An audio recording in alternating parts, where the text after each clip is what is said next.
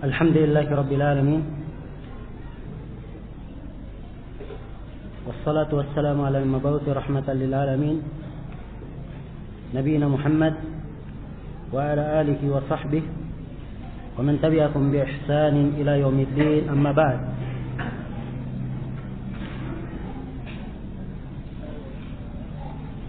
Dasar dan kaidah yang ke-13.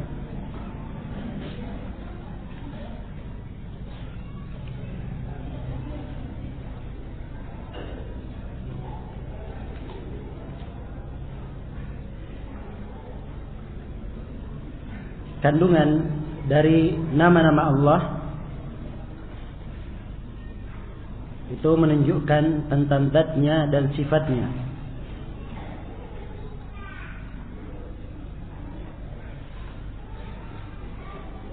Menunjukkan tentang zat dan sifat-Nya, dan ini dengan 3 jalan.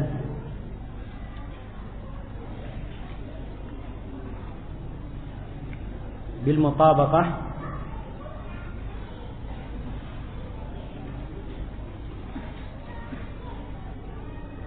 menunjukkan zat atau sifat Allah dengan al-mutabaqah.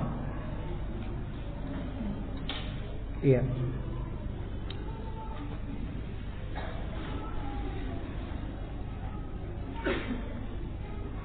Apa yang ditunjukkan oleh nama tersebut.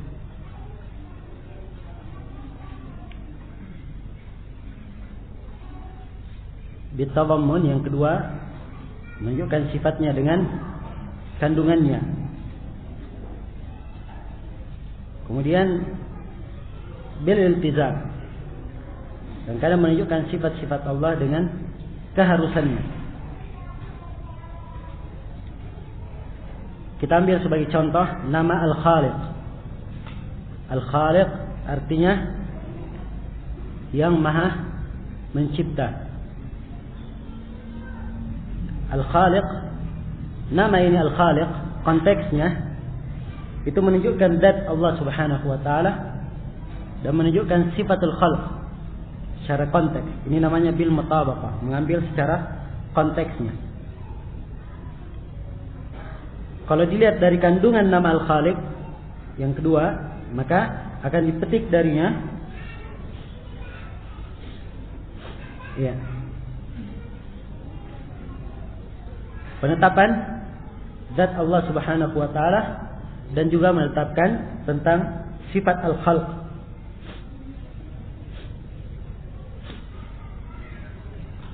Dan kalau dilihat dari keharusannya, ya, kalau dikatakan Allah yang maha pencipta, maha mencipta, apa keharusannya?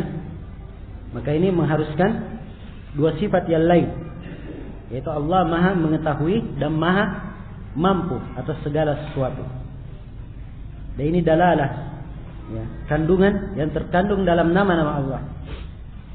Dan ini termasuk pembahasan, termasuk kaidah yang memberikan pengaruh yang sangat besar bagi seorang hamba di dalam memahami ayat-ayat Allah, memperhatikan ayat-ayat Allah.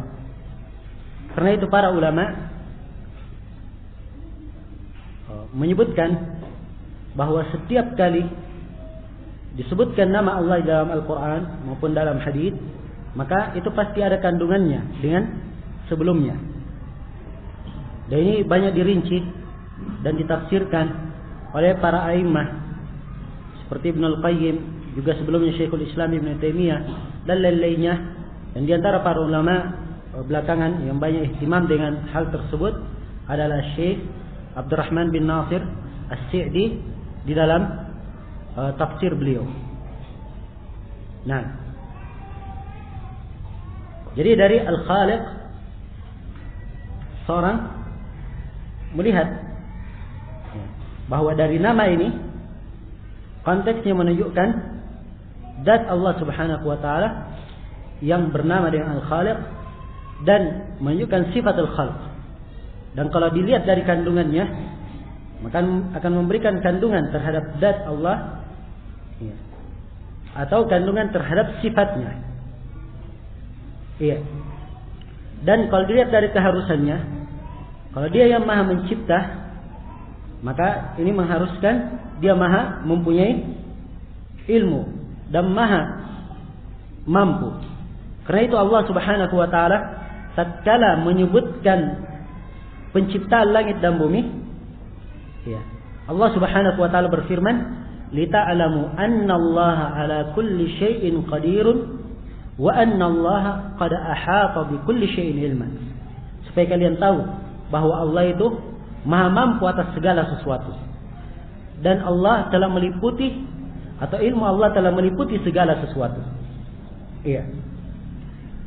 Jadi setelah menyebutkan penciptaan langit dan bumi, disebutkan ayat ini yang terkandung di dalamnya Allah menetapkan Allah maha mampu dan maha mengetahui, ya, dibangun di atas sifatnya yang maha mencipta. Nah,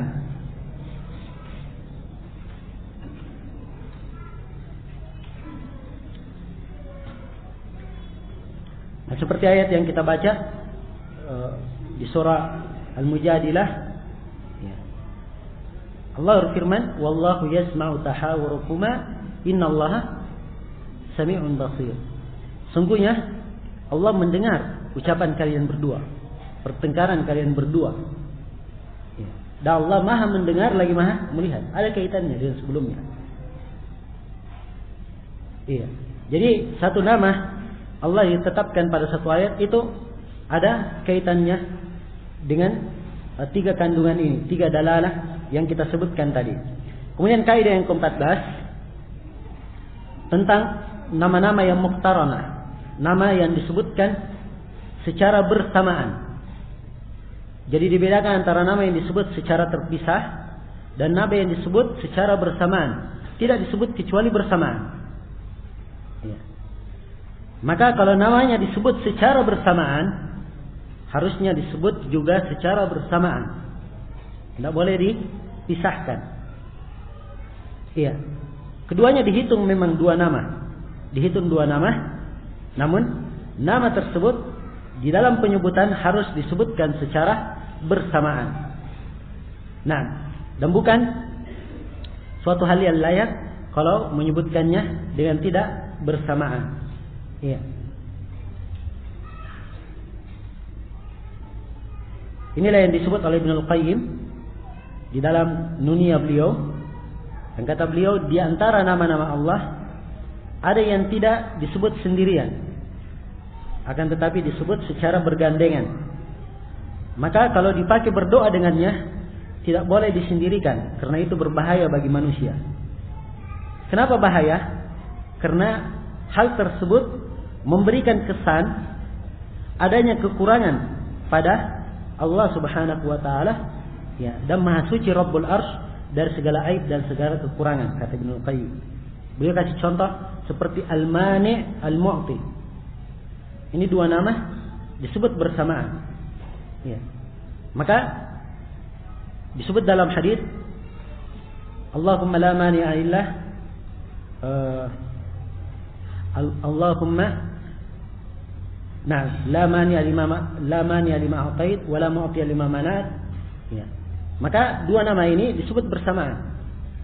Tidak boleh dikatakan ya mani', wahai yang menahan. Ya. Quran lain, tapi kalau disebut wahai yang memberi dan yang menahan, ini sempurna. Dan memang kedua nama ini disebut secara bersamaan. Atau nama Al-Muqaddim wal Muakhir. Ya, Allah yang maha mendahulukan dan mengakhirkan. Kalau disebut saja wahai yang maha mendahulukan, atau disebut saja wahai yang maha mengakhirkan, ini memberikan kesan aib. Atau dar dan nafi'. Ya Allah yang memberi manfaat dan memberikan mudarat.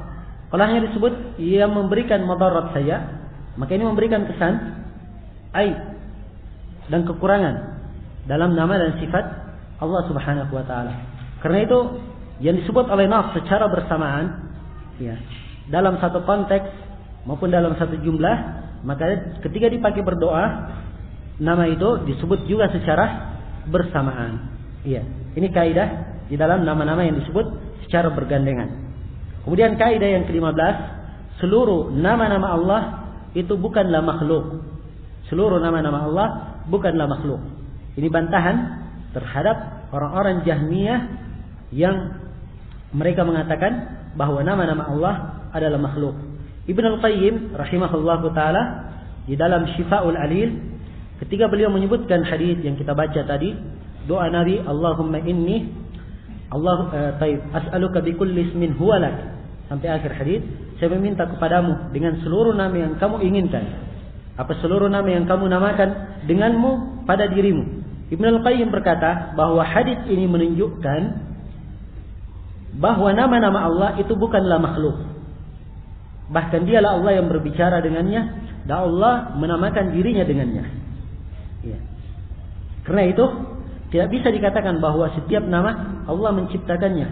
Andai kata ia adalah makhluk, maka nama itu tidak boleh dipakai sebagai wasilah untuk berdoa, kan begitu? Ya. Kalau dia makhluk berarti berdoa dengan menggunakan nama makhluk. Hukumnya apa? Syirik, kan? Dan Nabi SAW tidak mungkin mengajarkan kesyirikan. Ya. Ini diantara dalil yang disebut, dan ini suatu hal yang jelas, hanya ditekankan di sini kaitannya dengan perbuatan orang-orang Jahmiyah dan semisalnya, ya, yang mengatakan bahwa Al-Quran itu adalah makhluk. Nah, jadi nama-nama Allah juga semuanya adalah bukan makhluk, semuanya adalah nama-nama terbaik, ya, awsaf wa alam, dan sifatan untuk Allah dan juga nama untuk Allah, ya, subhanahu wa ta'ala. Kaidah yang ke-16,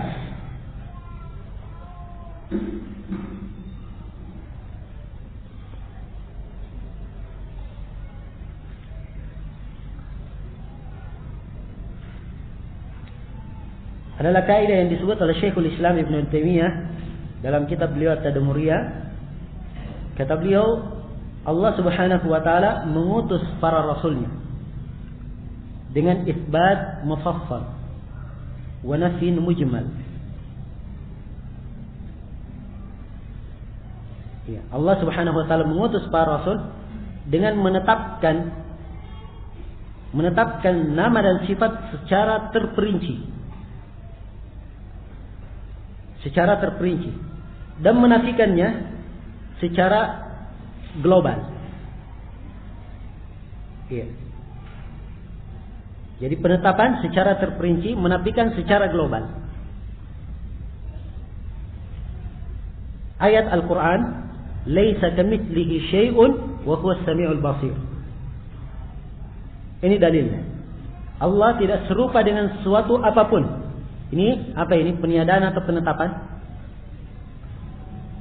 Allah tidak serupa dengan suatu apapun. Saya tanya, peniadaan atau penetapan? Peniadaan. Ya. Peniadaannya global atau terperinci? Ya. Global, tidak disebutkan. Tidak serupa dengan suatu apapun. Namanya apapun. Ya. Begitu menetapkan, ditetapkan secara terperinci. Kelanjutan ayat, wa huwas samiul basir. Dan dialah Allah yang maha mendengar, lagi maha melihat. Iya. Nah, dan ini tariqah, jalan yang ditempuh oleh ahli sunnah, menunjukkan kuatnya mereka berada di atas jalan para rasul. Berbeda dengan ahlul bidah dari kalangan Jahmiyah dan Mu'tazilah, mereka sebaliknya. Kalau menyebut sifat Allah, mereka merinci peniadaan. Ya. Adapun penetapan mereka globalkan. Penetapan diglobalkan. Jadi mereka sebaliknya, membalik jalannya Nabi dan Rasul. Karena itu mereka katakan Allah itu bukan suatu tubuh, bukan pula suatu arahan, bukan pula dia di suatu sudut, dan bukan pula dia banyak. Ya, mereka sifatkan dengan takhasi. Ya. Dan ini kesesatan. Ya, menyelisihi jalan para nabi dan para rasul. Nah, sifat-sifat Allah Subhanahu wa taala, ya, begitu ditetapkan secara terperinci, ini lebih menunjukkan kesempurnaan. Demikian pula kalau dinafikan secara global, ini lebih menunjukkan kesempurnaan dan keagungan. Ya, kesempurnaan dan keagungan. Nah, iya, itulah diantara hikmahnya. Kenapa? Di dalam nusus pada saat disebutkan sifat, disebutkan secara nama dan sifat disebutkan secara terperinci ketika menetapkannya. Dan ketika dinafikan disebutkan secara global. Disebutkan secara global.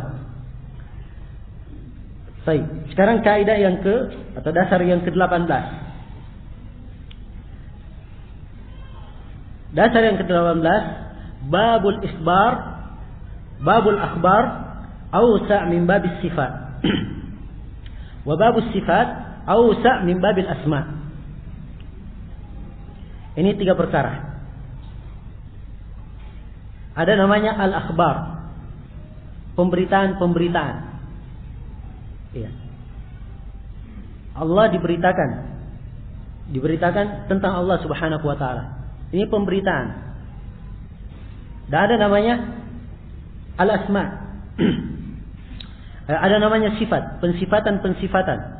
Dan ada namanya nama-nama. Pembahasan tentang akhbar itu lebih luas daripada tentang sifat. Dan tentang sifat lebih luas daripada tentang nama.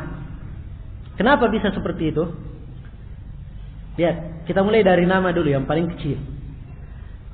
Yang paling sempit pembahasannya. Nama, dalam setiap nama Allah pasti terkandung di dalamnya apa? Sifat, iya kan? Di antara sifat Allah tidak bisa dibuat darinya nama. Ya atau tidak? Ya, misalnya Allah disifatkan dengan sifat marah misalnya. Maka tidak bisa diambil darinya nama, dikatakan Allah yang maha marah. Tidak boleh seperti itu. Dipahami? Sebab tidak ada nas menunjukkan tentang penamaan, yang ada cuma pensifatan. Berbeda ketika disebut tentang Al-Alim, yang maha berilmu, nama Allah yang maha berilmu, pasti di dalamnya ada kandungan sifat ilmu untuk Allah. Nah, karena itu pembahasan tentang sifat itu lebih luas dari pembahasan tentang nama. Nah, kemudian babul akhbar, semuanya ini nama dan sifat, semuanya pemberitaan terhadap Allah. Ya kan? Semuanya pemberitaan, pensifatan tentang Allah. Semuanya masuk ke dalam babul akhbar. Babul al-ikhbar. Semuanya masuk ke situ.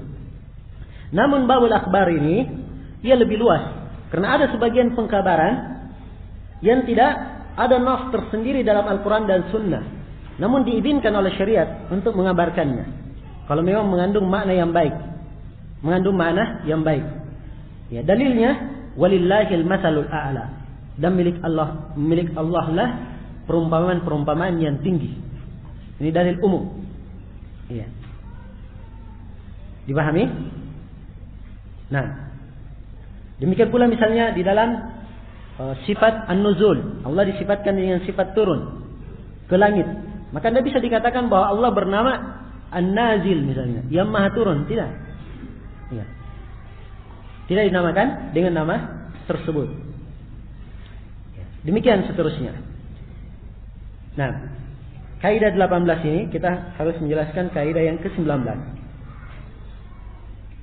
Kaidah ini disebut oleh Ibnul Qayyim rahimahullahu taala sebagai penjelas dari kaidah 18. Kata Ibnul Qayyim, apa-apa yang disebut di dalam nama dan sifat Allah semuanya tauqifi. Apa artinya tauqifi? Saya berlalu tadi kan? Tauqifi artinya apa? Harus mempunyai dalil dari Al-Quran maupun Sunnah. Itu tauqifi. Jadi dia tetapkan suatu nama atau suatu sifat harus ada dalilnya. Berbeda dengan pengabaran. Al-ikhbar. Mengabarkan tentang Allah. Mengabarkan tentang Allah tidak harus tauqifi. Ya. Tidak harus tauqifi. Ya. Yang penting dia mempunyai makna yang walaupun salah satu kandungannya bisa sebagai makna yang baik untuk Allah Subhanahu wa taala. Iya. Seperti contoh al-qadim yang kita sebut tadi. Ya. Atau asy-syai', sesuatu. Ya. Misalnya Allah ditakbir dengan sesuatu. Apakah boleh mentakbir Allah dengan sesuatu? Iya. sesuatu ini ketika Allah disifatkan atau disebut dengan sesuatu, ya, harus mempunyai dalil, kan begitu? Tidak ada dalil, ya, tentang sesuatu bahwa Allah disebut sesuatu, ya kan? Kalau begitu, dia dalil dari Al-Quran dan Sunnah, berarti dia bukan dari nama dan sifat. Sekarang bolehkah Allah dikabarkan dengannya? Ya, min babil akhbar. Nah, di sini dipandang oleh para ulama bolehnya kalau memang tidak mengandung suatu makna yang jelek di dalamnya. Nah, demikian pula yang ada, ya, kan pasti ya Allah yang pasti ada, kan begitu? Sekarang cari dalil dari Al-Quran maupun hadis kalimat yang ada. Allah itu disifatkan atau dinamakan dengan nama yang ada. Ya. Itu tidak ada, kan begitu? Tidak ada dalilnya secara khusus. Tapi apakah Allah itu tidak ada? Ini mustahil, ditolak oleh seluruh nusus, kan begitu? Ya. Bagaimana mensifatkannya? Menyebutkan Allah dengan yang ada, itu diperbolehkan min babil akhbar. Hanya sekedar pengabaran, pemberitaan. Ya. Bukan dari babus sifat. Jadi secara umum memberikan nama atau mensifatkan harus ada nas dari Al-Quran dan Sunnah. Adapun memberitakan, maka babul akhbar itu lebih luas dari asma wa sifat. Ya, tapi bukan artinya seorang itu bebas memberitakan tentang Allah. Ya, ini diantara pintu yang dijaga. Sebab diantara kalimat-kalimat, apalagi dari takbir manusia, sulit seorang itu menjaga dirinya tidak jatuh dalam kesalahan. Ya. Karena itu lafaz-lafaz yang dipakai oleh sebagian para a'immah di dalam buku-buku i'tiqad dikritik dari sisi penggunaannya. Ini dalam masalah kalimat saja, penggunaan alfaz. Ya, penggunaan alfaz. Cuman kaidah yang kita sebut tadi itu adalah kaidah menjelaskan hakikat permasalahan supaya jangan terjadi suatu bentuk kesalahpahaman.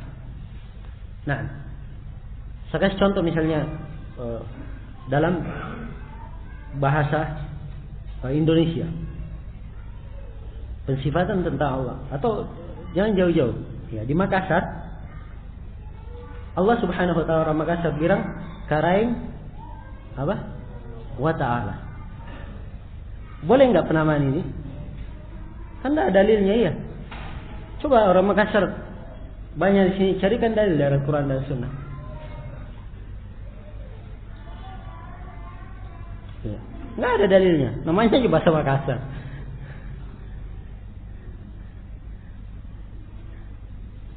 Apakah boleh disifatkan dengannya? Saya sendiri nggak bisa memberi hukum sekarang. Nggak tahu saya maknanya apa dalam bahasa Makassar. Sebenarnya penggunaannya bagaimana? Iya. Dilihat nanti penggunaannya. Kalau memang dia maknanya baik, tidak ada makna jelek dalamnya, penggunaannya dibolehkan min babil ikhbar. Namun seharusnya ditinggalkan cari apa? Suatu yang mempunyai nas. Itu seharusnya. Dipahami? Nah, ini penerapan kaidah kan masuk ke dalam hal-hal yang agak detail seperti itu. Iya. Kemudian kaidah yang ke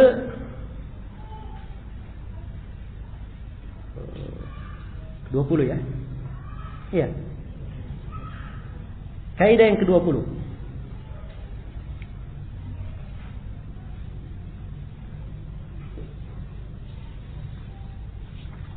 Atau 19 ekor. Ya, terserahlah. Saya sekarang ada nomornya di sini, cuman sebagian kaidah saya pandang didahulukan, diakhirkan, dan ada saya lihat berulang, saya tinggalkan. Sekarang saya lupa nomornya.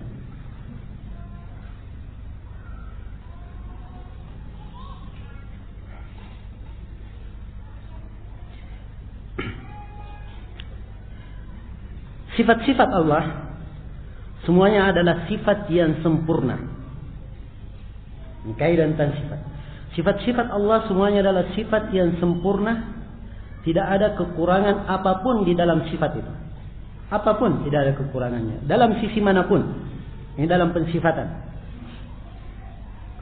Seperti al-haya, sifat kehidupan. Al-ilm, sifat ilmu. Al-qudrah, sifat kemampuan. As-sama', sifat pendengaran. Al-basar, sifat penglihatan.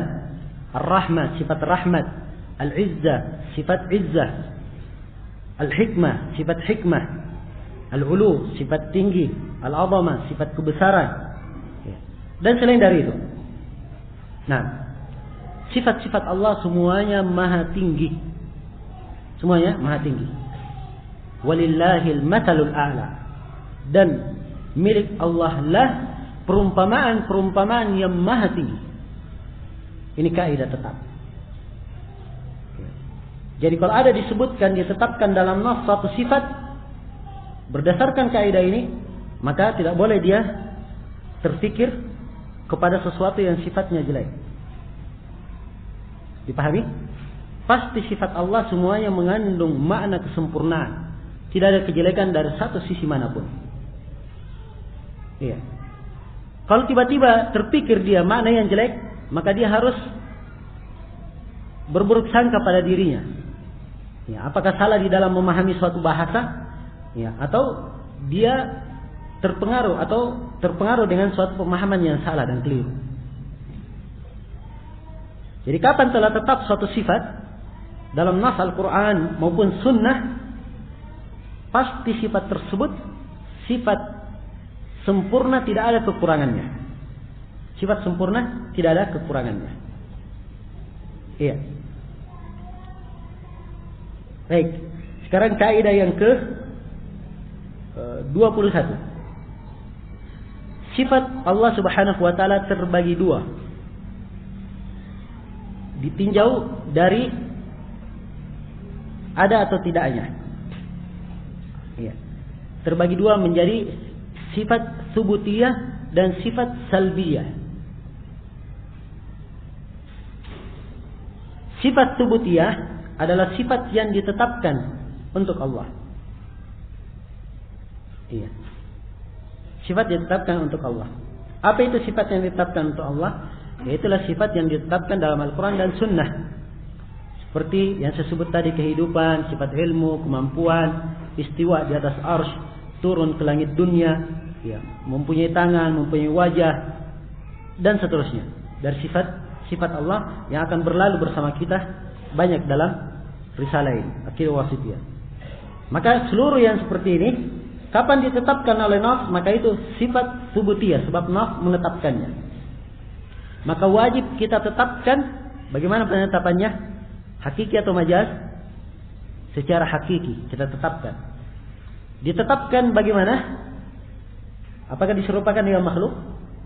Tidak, tapi kita tetapkan sesuai dengan kemuliaan dan kebesaran Allah Subhanahu wa taala. Iya. Dan ini tentunya adalah dasar syar'i. Iya. Dalam Al-Quran Allah Subhanahu wa taala berfirman, "Ya ayyuhalladzina amanu aminu billahi wa rasulihi wal kitabil ladzi nazzalna ala rasulih wal kitabil ladzi unzila min qablu wa may yakfur billahi wa malaikatihi wa rusulihi wal yawmil akhir wa kutubihi wa rusulihi wal yawmil akhir faqad dhalla dhalalan ba'ida." Wahai orang-orang yang beriman, berimanlah kepada Allah. Diperintah beriman kepada Allah, Rasulnya, kitab yang diturunkan kepada Rasulnya dan kitab yang diturunkan sebelumnya. Dan barang siapa yang kafir kepada Allah, malaikatnya, kitab-kitabnya, Rasulnya, dan kafir terhadap hari akhirat, maka dia telah sesat dengan kesesatan yang nyata. Sisi pendalilan dari ayat, di antara keimanan kepada Allah, beriman akan sifat-sifatnya. Ya. Maka kapan ada yang mengingkari dan menolak sifat tersebut yang telah ditetapkan dalam Al-Quran dan Sunnah, maka dia telah kafir berdasarkan nas ayat ini. Iya.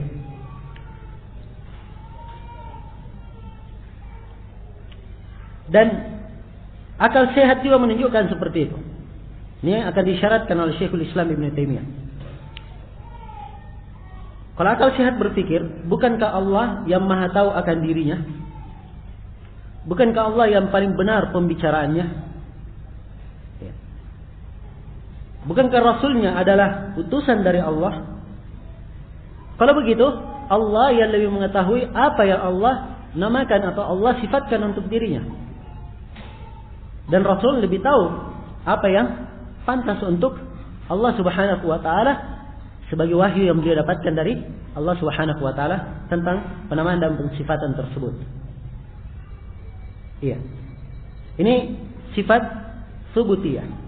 Ada namanya sifat salbiyah. Sifat yang dinafikan, ditiadakan. Yaitu apa yang ditiadakan dari Allah Subhanahu wa taala, ditiadakan di dalam kitabnya maupun dalam melalui lisan Rasulullah sallallahu alaihi wasallam. Iya, seperti Allah menafikan dari dirinya sifat tidur. Ya, lupa. La ta'khudhuhu sinatun wala naum. Ya. Allah tidak disentuh oleh kelupaan dan tidur. Atau dinafikan darinya sifat capek. Wa ma massahu min lughub. Dan Allah tidak disentuh dengan rasa capek. Atau dinafikan darinya sifat kezaliman. Wala yadhlimu rabbuka ahada. Dan tidaklah Rabbmu menzalimi seorang pun. Maka sifat ini kita katakan sifat salbiyah, sifat yang dinafikan. Iya. Dipahami? Ini penamaan salbiyah, sebagian para ulama menyebutkan penamaan yang harusnya diganti dengan penamaan manfiyah. Ya. Dari sisi keutamaan saja. Kenapa? Karena salbiyah itu ibarat dipakai oleh orang-orang Asy'ariyah dan orang-orang Mu'tazilah juga dalam sebagian masalah, pembagian-pembagian sifat di kalangan mereka. Mereka menggunakan kalimat salbiyah. Maka harusnya ahli sunnah tidak meniru ya, penggunaan kalimat mereka. Namun ini adalah suatu hal yang tidak begitu bermasalah. Ya, walaupun dikatakan sifat manfiyah, salbiyah sama saja hakikatnya. Hakikatnya sama saja. Dan tidak semua kalimat yang dipakai ahli bidah semuanya adalah batil, kan begitu? Iya. Tidak semuanya batil, ya, kecuali kalau kalimat tersebut merupakan kekhususan mereka. Seperti misalnya al-kasb. Ya, penggunaan kalimat al-kasb. Al-kasb di kalangan al-Asy'ariyah ini termasuk kalimat yang tidak ada hakikatnya. Ya, mereka berbeda pendapat dengan perbedaan pendapat yang sulit untuk dihingga jumlahnya. Apa arti al-kasb? Nah, karena itu ahli sunnah meninggalkan kalimat al-kasb. Ya, dia memakai kalimat yang lain. Walaupun ahli sunnah sendiri, ya, mengartikan al-kasb dengan makna amalan, perbuatan, sesuai dengan ditunjukkan oleh zahir an-nusus. Demikian. Kemudian kaidah yang ke-22.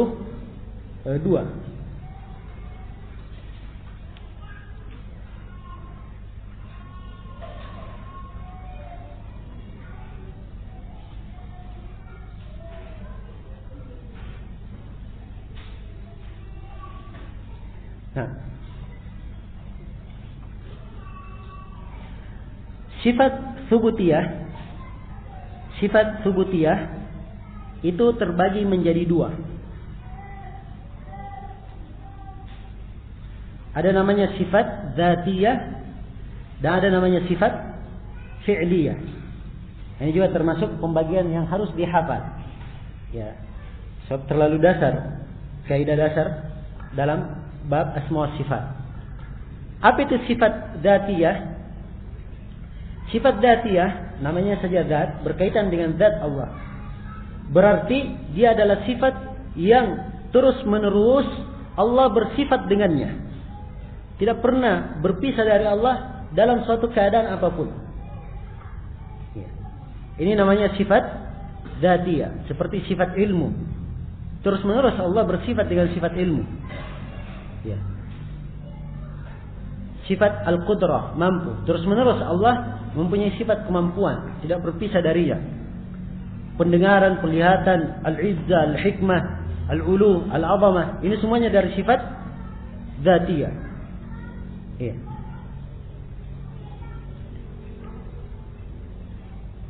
Nah, sifat fi'liyah adalah sifat yang berkaitan dengan kehendak Allah Subhanahu wa taala. Itu sifat fi'liyah. Sifat yang berkaitan dengan kehendak Allah Subhanahu wa taala. Ya. Seperti istiwa. Ini masuk ke dalam sifat fi'liyah.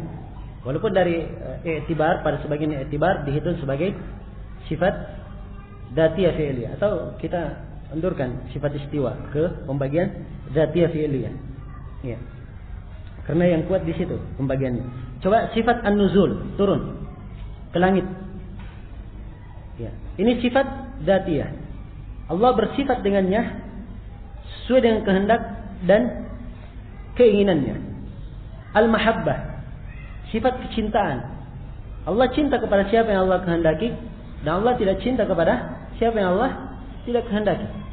Sifat al-ghadab, Allah cinta kepada siapa yang berhak untuk mendapatkan kemurkaan, ya. Atau Allah murka kepada siapa yang Allah murkai. Nah, dan yang tidak murkai oleh Allah Subhanahu wa taala tidak, atau Allah tidak murka kepada siapa yang tidak dimurkai olehnya. Nah, kemudian demikian pula sifat ar-ridha. Ini semuanya masuk ke dalam sifat fi'liyah. Jadi sifat subutiyah secara umum terbagi menjadi berapa? 2. Dzatiyah dan fi'liyah. Dzatiyah itu apa?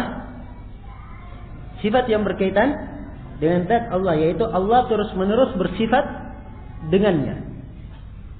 Ya. Fi'liyah itu apa? Sifat yang berkaitan dengan kehendak Allah Subhanahu wa ta'ala. Nah, sekarang penyandaran sifat itu, yang disandarkan kepada Allah dari sifat itu terbagi 2. Ada yang disandarkan dalam bentuk zat, dan ada yang dalam bentuk makna. Ya. Ini bisa dijadikan sebagai kaidah yang ke-23. Yang disandarkan kepada Allah berupa sifat terbagi 2. Ada yang, atau kita umumkan dulu, penyandaran kepada Allah terbagi 2. Ya. Ada yang merupakan zat dan ada yang merupakan makna.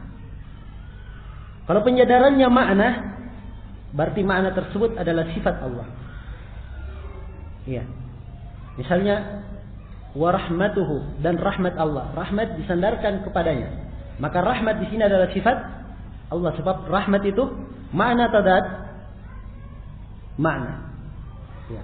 Inna rahmati sabaqat atau ghalabat ghadabi. Sungguhnya rahmatku mendahului kemurkaanku. Ya. Ini murka dan rahmat 2 makna.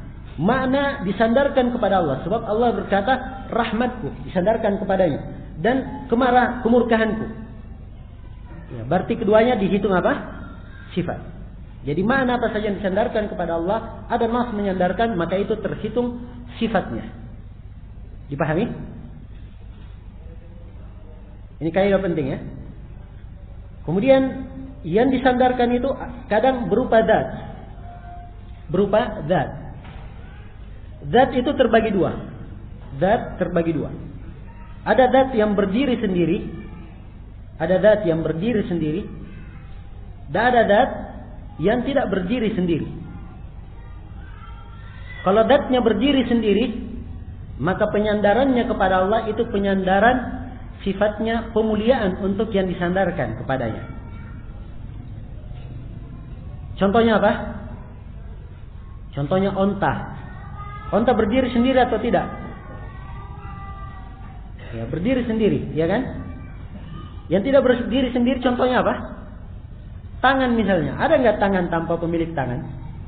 Hah? Nggak mungkin ada kan? Nah, berarti tangan tidak berdiri sendiri. Ya, tapi coba onta. Ya. Tidak ada pemiliknya juga, dia ada kan begitu. Nah, begitu disebutkan dalam Al-Quran, naqatullah, onta Allah. Onta disandarkan kepada Allah. Jangan dikatakan bahwa sifat Allah adalah onta. Ya, itu salah. Tetapi di sini penyandaran onta kepada Allah menunjukkan bahwa onta yang disebut ini onta yang dimuliakan, bukan onta sembarangan. Sebab onta yang disebut dalam Al-Quran, ontanya siapa? Nabi Syuaib, Nabi Saleh, yang merupakan mukjizat beliau. Iya. Dipahami ini? Contoh lain. Iya.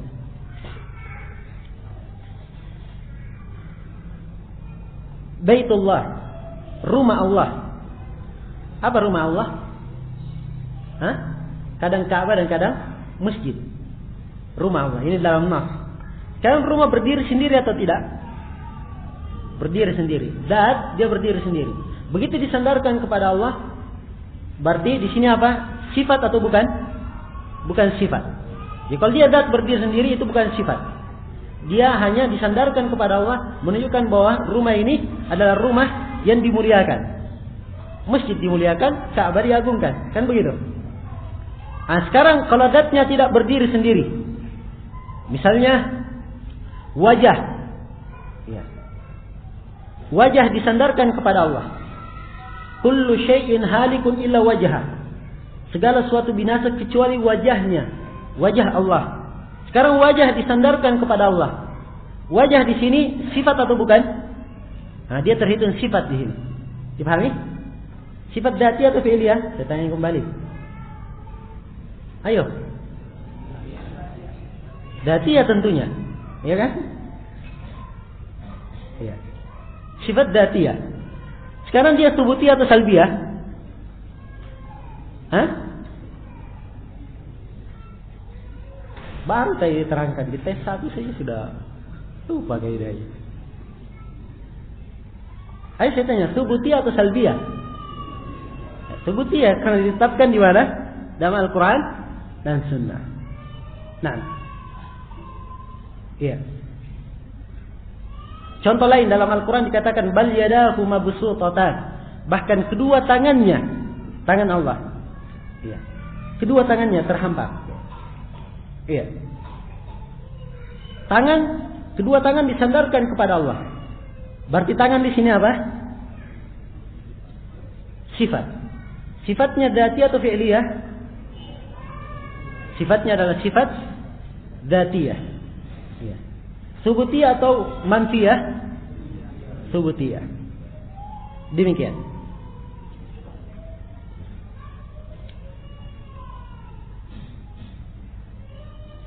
Baik.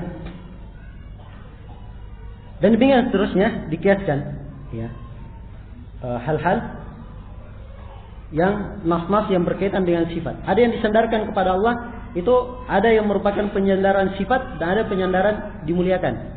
Apa yang disebut itu? Jadi harus memilah-milah nas.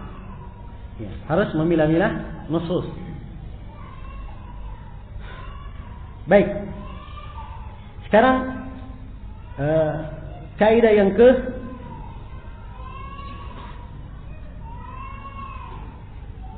baik, masih ada tadi yang saya ingin terangkan berkaitan dengan sebagian sifat Allah, ada yang disebut sebagai sifat dzatiyah fi'liyah. Sifat dzatiyah fi'liyah. Ini juga kaidah sebenarnya disebut oleh Syekhul Islam Ibnu Taimiyah, bahwa sifat Allah, di antara sifat Allah ada yang merupakan qadimun naw, hadithul ahad. Ada yang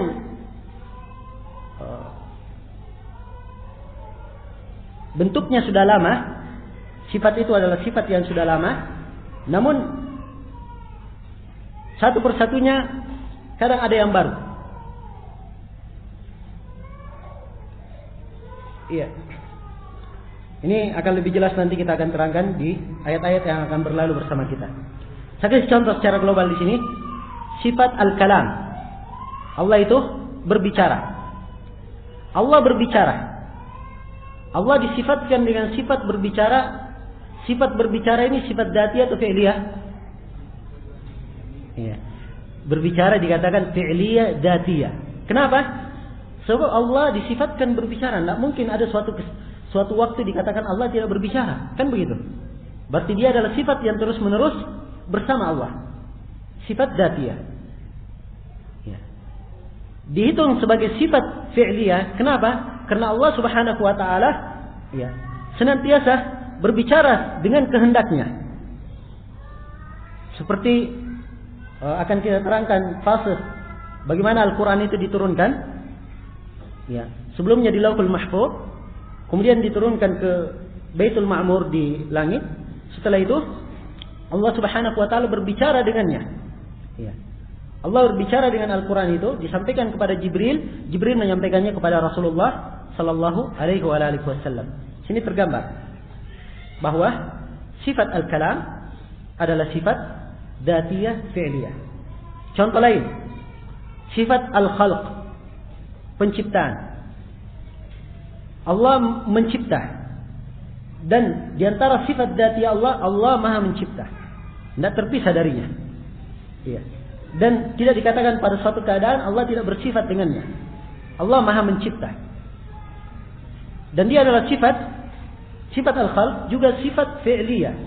Sebab di antara ciptaan Allah ada yang baru, ya, yang kemudian terjadi setelah itu sesuai dengan kehendak Allah Subhanahu wa taala. Demikian pula sifat al-istiwa. Dikatakan ia adalah sifat fi'liyah karena sebelumnya Allah tidak istiwa, kemudian beristiwa di atas arsy. Karena itu dalam nas dikatakan tsumma stawa, kemudian Allah istiwa di atas arsy. Dan dikatakan sifat dzatiyah sebab setelah istiwanya Allah Subhanahu wa taala terus-menerus beristiwa di atas arsy. Ya. Karena itu Syekhul Islam Ibnu Taimiyah,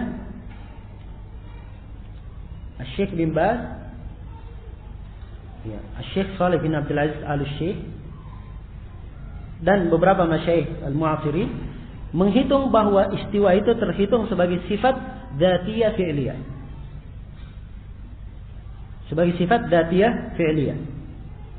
Contoh lain seperti sifat ar-rizq. Ya. Ini juga dzatiyah fi'liyah. Disebut oleh Syekh bin Baz rahimahullahu taala dalam ta'liq beliau terhadap kitab At-Tanbihat Al-Latifah.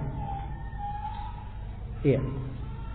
Dan beliau menukil itu dari ucapan Syekhul Islam Ibnu Taimiyah. Nah, jadi diantara sifat-sifat Allah. Ya. Jadi harus pandai memilah dan mengetahuinya. Ya. Supaya jangan jatuh di dalam kesalahan dan seorang akan bertambah pengagungan. Ya, akan kelihatan bekas dan pengaruh, ya, dengan memahami nama-nama dan sifat-sifat Allah Subhanahu wa taala.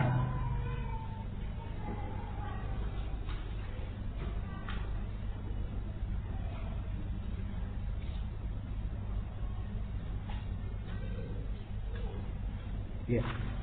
Kaidah berikutnya yaitu tentang bagaimana menetapkan suatu sifat.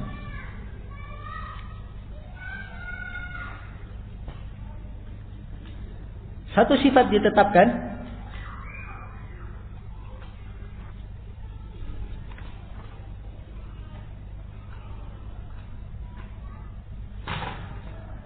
itu tentunya dengan dalil dari Al-Quran dan Sunnah. Seseorang ketika memandang dalil dari Al-Quran dan Sunnah, dia membaca nas-nas.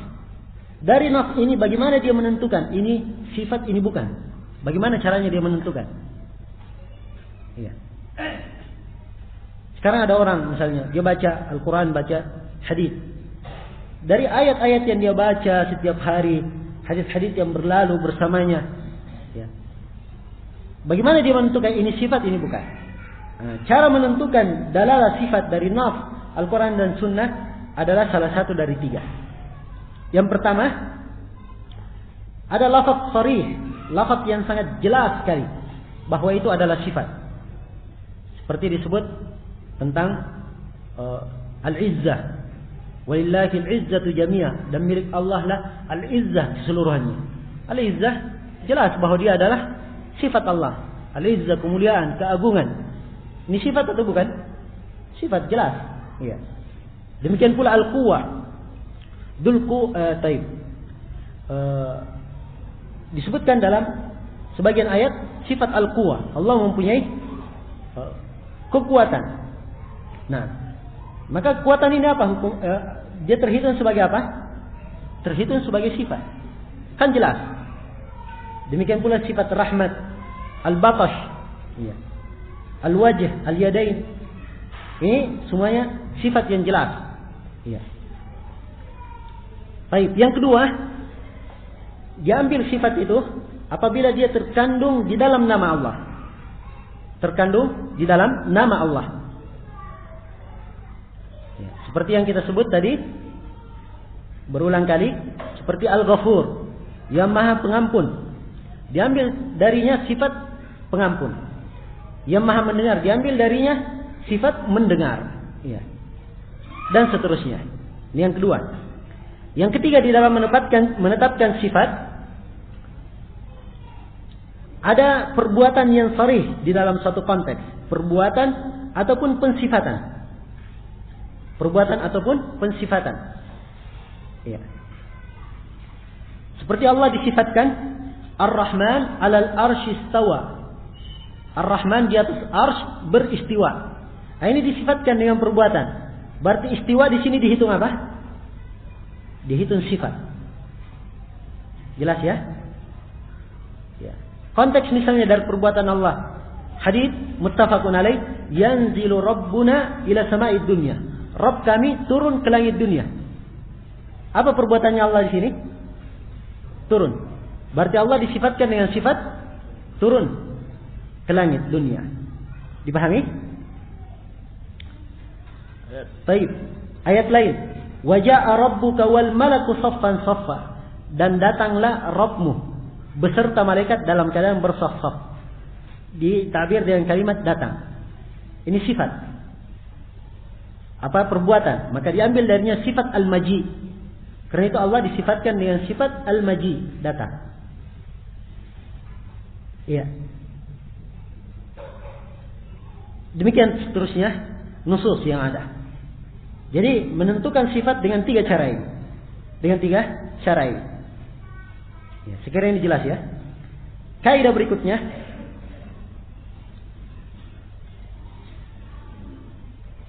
Al-qawlu fi ba'di sifat kal-qawli fi ba'd. Pembicaraan pada sebagian sifat itu adalah pembicaraan pada sifat yang lainnya. Juga sama dengan pembicaraan pada sifat yang lainnya.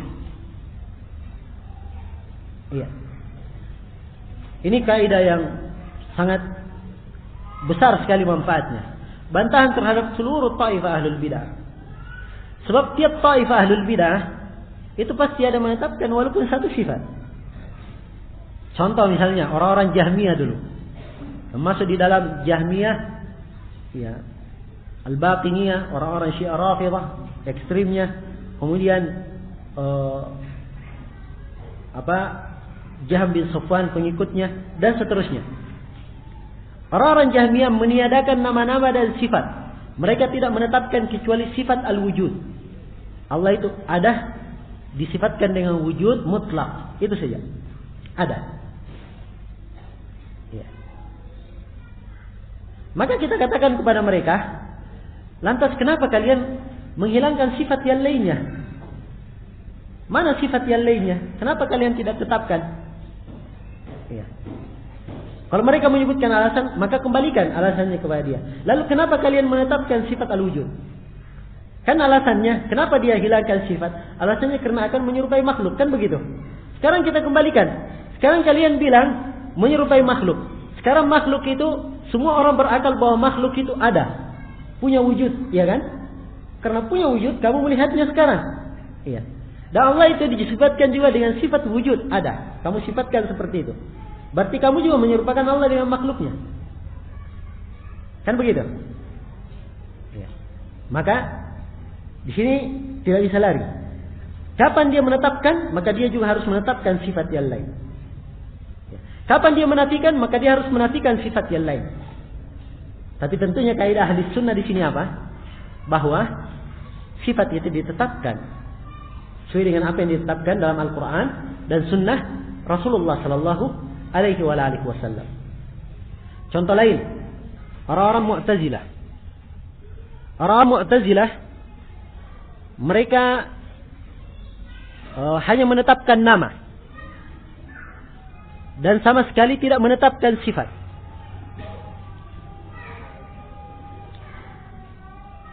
Menetapkan nama dan tidak menetapkan sifat.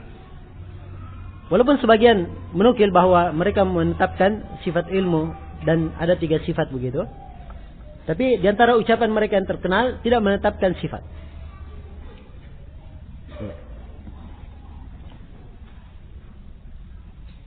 Katakan kepada mereka, kenapa kalian tetapkan nama? masuk ke dalam kaidah itu.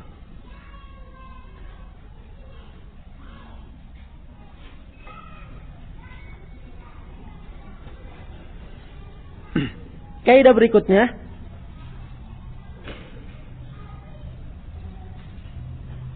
pembicaraan tentang sifat itu adalah cabang dari pembicaraan tentang zat. Iya. Karena Allah Subhanahu wa taala tidak serupa dengan sesuatu apapun. Tidak pada zatnya, tidak pada sifatnya, tidak pula pada perbuatannya.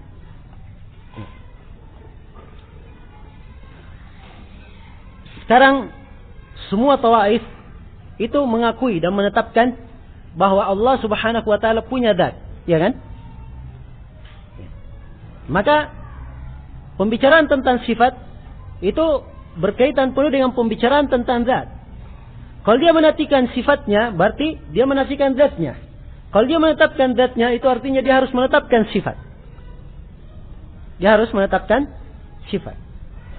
Ini juga diantara kaidah yang dipakai, ya, untuk menjelaskan tentang benarnya penetapan sifat-sifat kepada Allah Subhanahu wa taala. Yang di belakang kedengaran ya? Ya. Terakhir. Agak cerah wajahnya dibilang kaidah terakhir. Kenapa? Terlalu banyak ya?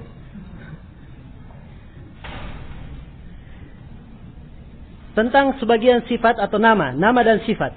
Apakah satu tingkat atau bertingkat-tingkat? Ya, kedudukannya. Apakah sebagiannya lebih utama daripada sebagian yang lain, atau keutamaannya semuanya sama?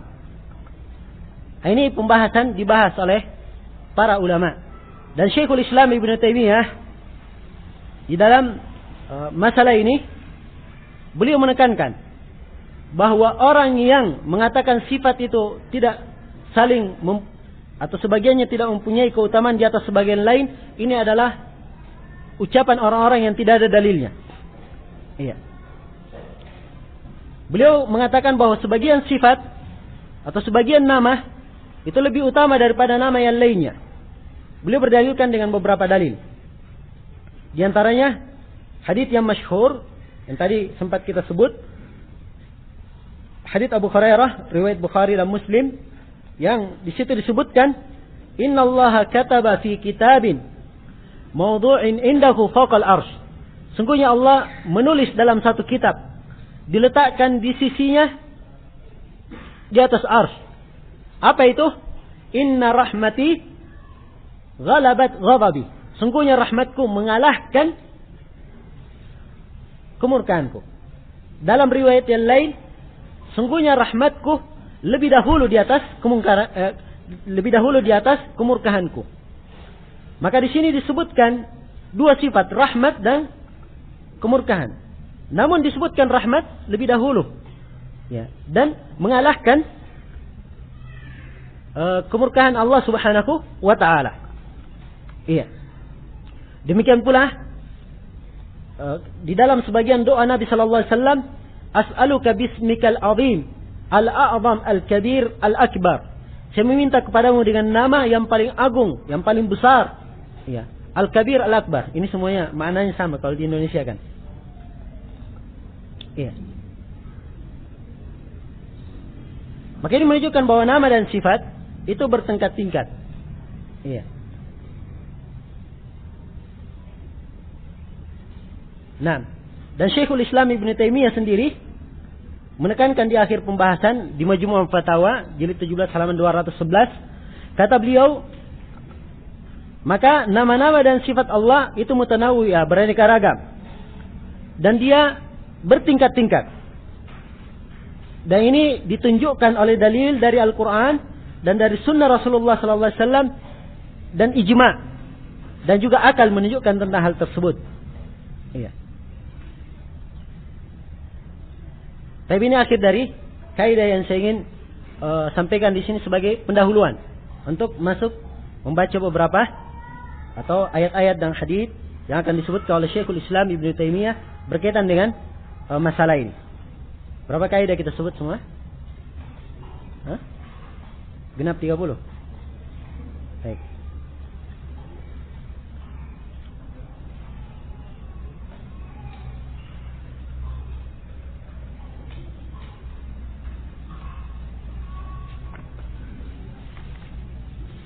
Ibnu Taimiyah, wa min al-iman billah al-iman bima wasafa bihi nafsuhu fi kitabih wa bima wasafahu bihi rasuluhu Muhammadin sallallahu alaihi wa alihi wasallam. Dan dari keimanan kepada Allah adalah mengimani apa yang Allah sifatkan untuk dirinya di dalam kitabnya, dan apa yang Rasulnya sifatkan sallallahu alaihi wasallam untuk Allah subhanahu wa ta'ala.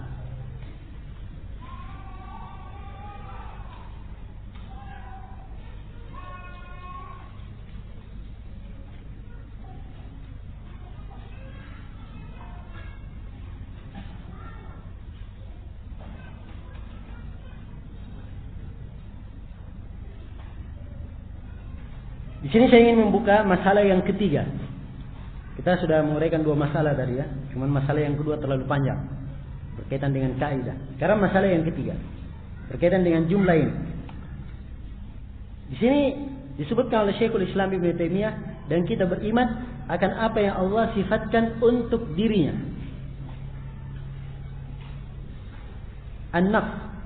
Saya kembalikan kepada kaidah tadi. Nafs. Nafs artinya diri. Disandarkan kepada Allah, dirinya. Ya. Sekarang nafs dihitung sifat atau bukan? Hah? Dihitung sifat atau bukan? Ya. Ini termasuk hal yang rumit di sini.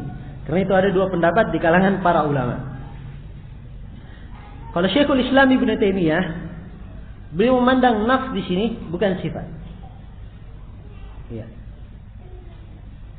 Bukan dari bab sifat, sebab dia adalah zat Allah subhanahu wa ta'ala. Itu yang dipilih oleh beliau. Tapi ucapan beliau ini tidak sama dengan ucapan ahlul bidah seperti Al-Jahmiyah. Jahmiyah mengatakan Allah punya zat, tidak ada sifatnya. Beda dengan Syekhul Islam Ibnu Taimiyah, beliau mengatakan punya zat, ya, dan bersifat dengan sifat yang Allah sifatkan dengan dirinya. Nah, dan para ulama yang lain mengatakan bahwa di sini penetapan sifat an-nafs, sebab an-nafs disandarkan kepada Allah. Ya. Disandarkan kepada Allah. Penyandaran di sini penyandaran sifat. Maka ditetapkan sifat an-nafs untuk Allah sesuai dengan kemuliaan dan kebesarannya. Ini kelihatannya yang dikuatkan oleh Ibnu Qudamah dalam Lummatul I'tiqad, dan juga dikuatkan oleh beberapa ulama di zaman ini. Ini yang berkaitan dengan masalah an-nafs. Kemudian kata Syekhul Islam, jadi kita beriman, di antara keimanan kepada Allah adalah mengimani apa yang Allah sifatkan untuk dirinya, dan apa yang disifatkan oleh Rasulullah sallallahu alaihi wasallam.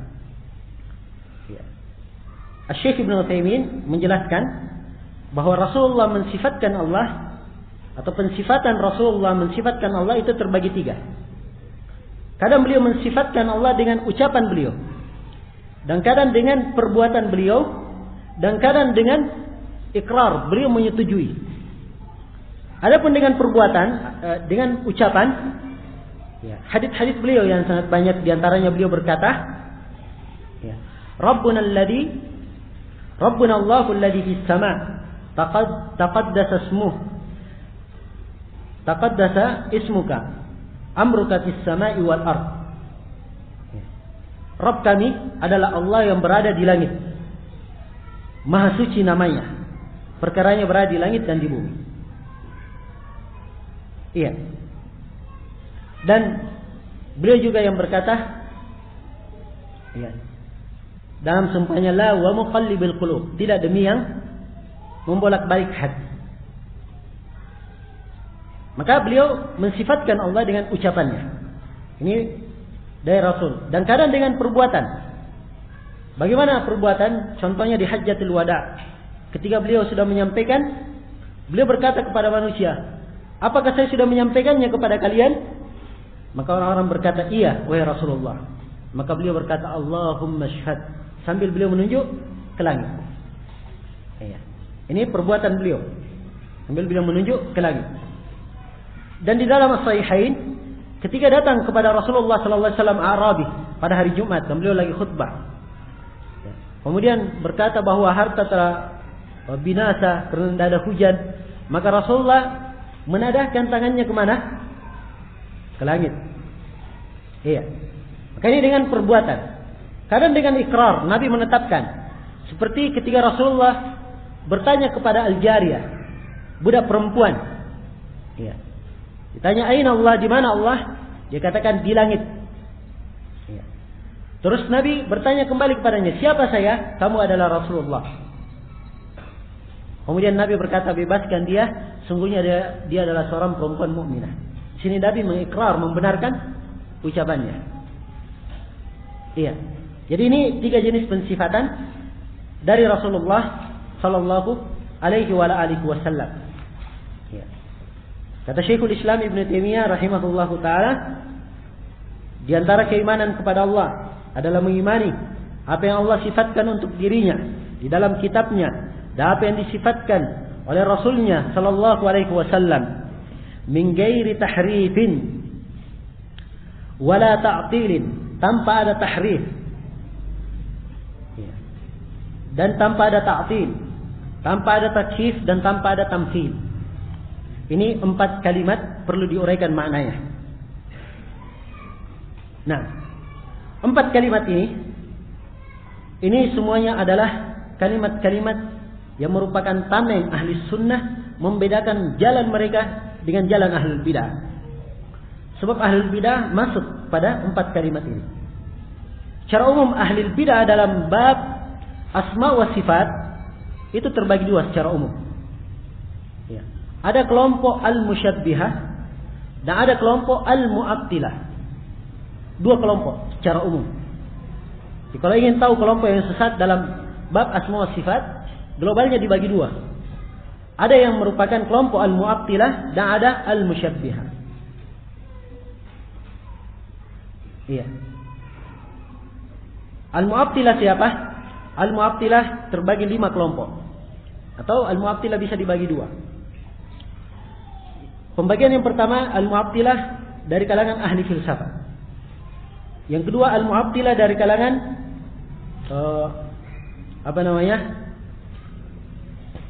ahli ta'til. Iya. Dari kalangan Jahmiyah. Kemudian al-Mu'tazilah, Asy'ariyah, Al-Kullabiyah dan Maturidiyah. Ini 5 kelompok besar di dalam masalah penyimpangan terhadap nama-nama dan sifat. Iya.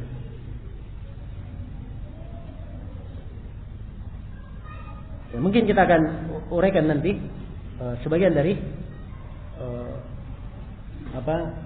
kelompok-kelompok ini. Kalau al-musyabbihah itu ada beberapa kelompok al-musyabbihah yang menyerupakan. Jadi 2 kelompok bertentangan, satu meniadakan, satu menyerupakan. Ya. Maka Ibnu Taimiyah membantah 2 kelompok ini dengan kalimat beliau min ghairi tahrifin wala ta'til. Ditetapkan tanpa ditahrif, dipalingkan maknanya dan tanpa dihilangkan. Ini bantahan untuk siapa? Untuk siapa ini? Al-Mu'attilah atau Al-Musyabbihah? Ini untuk Al-Mu'attilah yang meniadakan sifat-sifat Allah. Bantahan untuk mereka.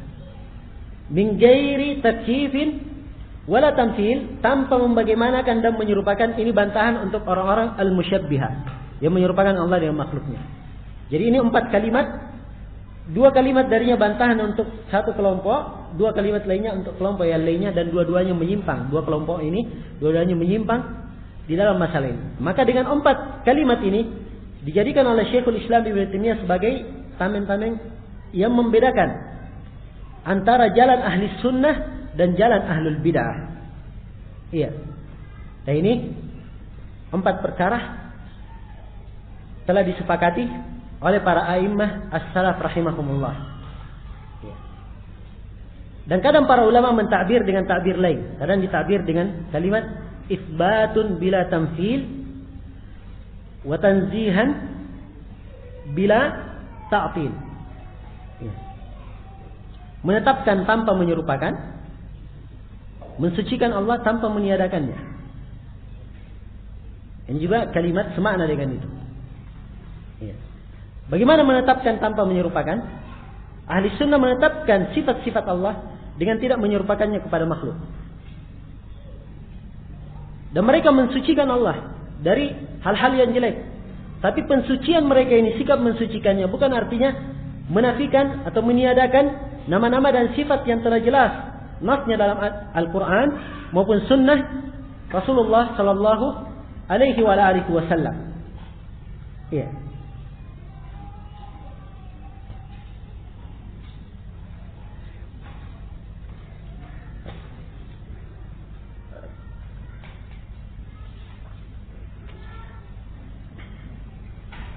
Baik. Sekarang kita akan jelaskan makna 4 kalimat ini. Bermula dari kalimat at-tahrif. Apa makna at-tahrif? Ya. Katakan menjadi tahrif. Tahrif itu asal dari sisi bahasa, dia memalingkan wajahnya ke arah yang lain. Itu tahrif. Jadi tahrif asalnya memalingkan. Ya. Yang bermakna merubah atau mengganti. Merubah atau mengganti. Karena itu orang-orang Yahudi dikatakan minal ladina hadu yuharrifuna al-kalimah an mawadhi'ihi. Dari orang-orang Yahudi yang mereka ini mentahrif kalimat dari tempatnya. Apa artinya mentahrif kalimat dari tempatnya? Merubah kalimat dari tempatnya. Ya, orang Yahudi diperintah untuk berkata hittah. Apa artinya hittah? Gugurkanlah dosaku. Tapi dia berkata apa? Hintah. Berikanlah kami gandum. Ya. Jadi dia tambah huruf nun. Disebut bilang hittah, ha, kemudian ta. Dia tambah huruf nun di tengahnya. Jadi hintah, maknanya gandum. Ya. Mereka merubah, mentahrif kalimat dari tempatnya. Iya. Ibnul Qayyim di dalam As-Sawa'iq Al-Mursalah, beliau membagi tahrif menjadi 2. Kata beliau, tahrif terbagi 2. Ada tahriful lafaz, mentahrif lafaz, konteksnya ditahrif. Ada nas Al-Quran dan Sunnah, dia rubah konteksnya. Dan ada ditahrif dari sisi makna. Ada nas dari Al-Quran maupun hadis, dia rubah maknanya. Ini namanya mentahrif. Dipahami?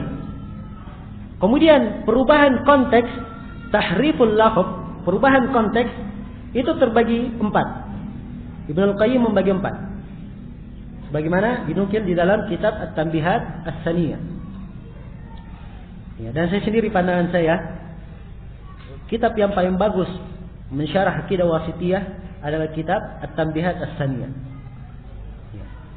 Betul-betul beliau tanamkan usul dan dasar ahli sunnah secara terperinci dan detail sekali. Nah, dan bukan artinya kitab yang lain tidak ada manfaatnya, tidak. Ya. Namun ini kitab telah dipuji oleh banyak para ulama. Ya. Puji oleh Syekh Shalih Al-Fauzan, Syekh Shalih bin Abdullah Al-Syekh. Nah, dan beliau termasuk pengarang kitab tersebut, termasuk orang-orang yang setingkat dengan Syekh bin Baz rahimahullahu ta'ala. Nah, gurunya sama. Syekh bin Baz berguru kepada Syekh Muhammad bin Ibrahim Al-Syekh. Beliau juga termasuk murid dekatnya, Syekh Muhammad bin Ibrahim Al-Syekh. Mengarang kitab Tanbihat As-Saniyah. Jadi disebutkan dalam kitab tersebut nukilan dari Ibnul Qayyim bahwa Ibnul Qayyim membagi tahriful lafaz menjadi 4. Ada dibagi, ada mentahrif lafaznya dengan menambah huruf. Ada dengan menambah huruf, yang pertama. Ada yang merubah lafaz dengan dikurangi. Dia kurangi hurufnya. Kemudian yang ketiga, ada yang merubah konteks dengan dia rubah harakatnya. Ya. Dan ada yang keempat, ya, dia rubah begitu saja. Ya, yang penting berubah. Tahrif, ini 4 tahriful lafaz. Ya. Sebagian para ulama memberi contoh. Adapun tahrif dengan menambah, contohnya seperti yang saya sebut tadi, perbuatan orang-orang Yahudi. Ya. Yang dikatakan dalam Al-Quran, فَبَدَّلَ الَّذِينَ ظَلَمُوا قَوْلًا غَيْرَ الَّذِي قِيلَ لَهُمْ. Maka orang-orang zalim mengganti ucapan yang diperintah kepada mereka. Orang Yahudi dikatakan kepada mereka, "Qulu hittah", katakan hittah. Hittah artinya apa? Suruh mereka berdoa supaya memohon kepada ya Allah gugurkan dosa. Tapi mereka sebaliknya memohon kepada Allah supaya diberi gandum. Ya. Berkata hintah. Dan menyerupai orang Yahudi, orang-orang Jahmiyah. Ya. Bagaimana itu? Dikatakan dalam Al-Quran istawa, mereka rubah menjadi istaula. Ya. Ini juga tahrif al-lafz. Tahrif al-lafz. Taib. Dan kadang dengan dikurangi. Kadang dengan dikurangi. Dan kadang dirubah harakat i'rabnya. Ini yang ketiga, dirubah harakatnya. Seperti naf yang banyak masyhur di kalangan ahlul bidah dirubah. Firman Allah Subhanahu wa taala, "Wa kallama Allahu Musa taklima." Ya, itu konteks dalam ayat yang tertulis di mushaf kita. Wa kallamallahu di dhammah hanya. Allahu. Allah artinya kalau diartikan Allah berbicara kepada Nabi Musa. Orang-orang Jahmiyah kan meniadakan kalimat Allah berbicara. Allah tidak berbicara. Maka dia rubah ayat. Dia katakan wa kallamallaha Musa, bukan Allahu. Kalau dibaca Allah artinya apa? Dan Nabi Musa berbicara kepada Allah. Dia balik. Ya. So mereka tidak ingin menetapkan sifat pembicaraan. Dipahami ini merubah teksnya. Ini ucapan orang Jahmiyah. Mereka datang kepada Abu Amr ibn al-Ala, salah seorang qurra yang masyhur. Kemudian dia baca wa kallamallaha Musa taklima. Sudah kata Abu Ad-Dani, ya sudah, baca seperti itu. Tapi bagaimana di ayat yang lain? Ya. Ya Allah Subhanahu wa taala berfirman, "Walamma jaa'a Musa limiqatina wa kallamahu rabbuh." Begitu datang Nabi Musa di miqat kami dan Rabb-nya berbicara kepadanya. Nah, nya di sini dalam bentuk kata sandaran, bukan kata berdiri sendiri. Yang tidak boleh dia balikkan maknanya. Tidak boleh dia katakan dan sinya berbicara kepada Allah. Kan tidak bisa dia katakan begitu. Ya. Ayat ini mau dikemanakan? Padahal sama. Konteksnya cuma dengan sighah yang lain. Iya. Kemudian ada yang mentahrif dengan lafaz tidak merubah harakat. Iya. Bagaimana itu? Dia baca wa kallama Allahu Musa taklima. Begitu saja dia baca. Iya. Tapi dia katakan Allah berbicara, Musa yang berbicara kepada Allah. Begitu dia artikan. Musa yang berbicara kepada Allah tanpa dia rubah harakatnya. Dan harakat tetap wa kallama Allah. Tapi dia artikan Musa berbicara kepada Allah. Ya. Dipahami ini? Ini semua 4 jenis tahrif, merubah konteks, merubah lafaznya. Ya. Kemudian ada merubah dengan makna. Merubah maknanya.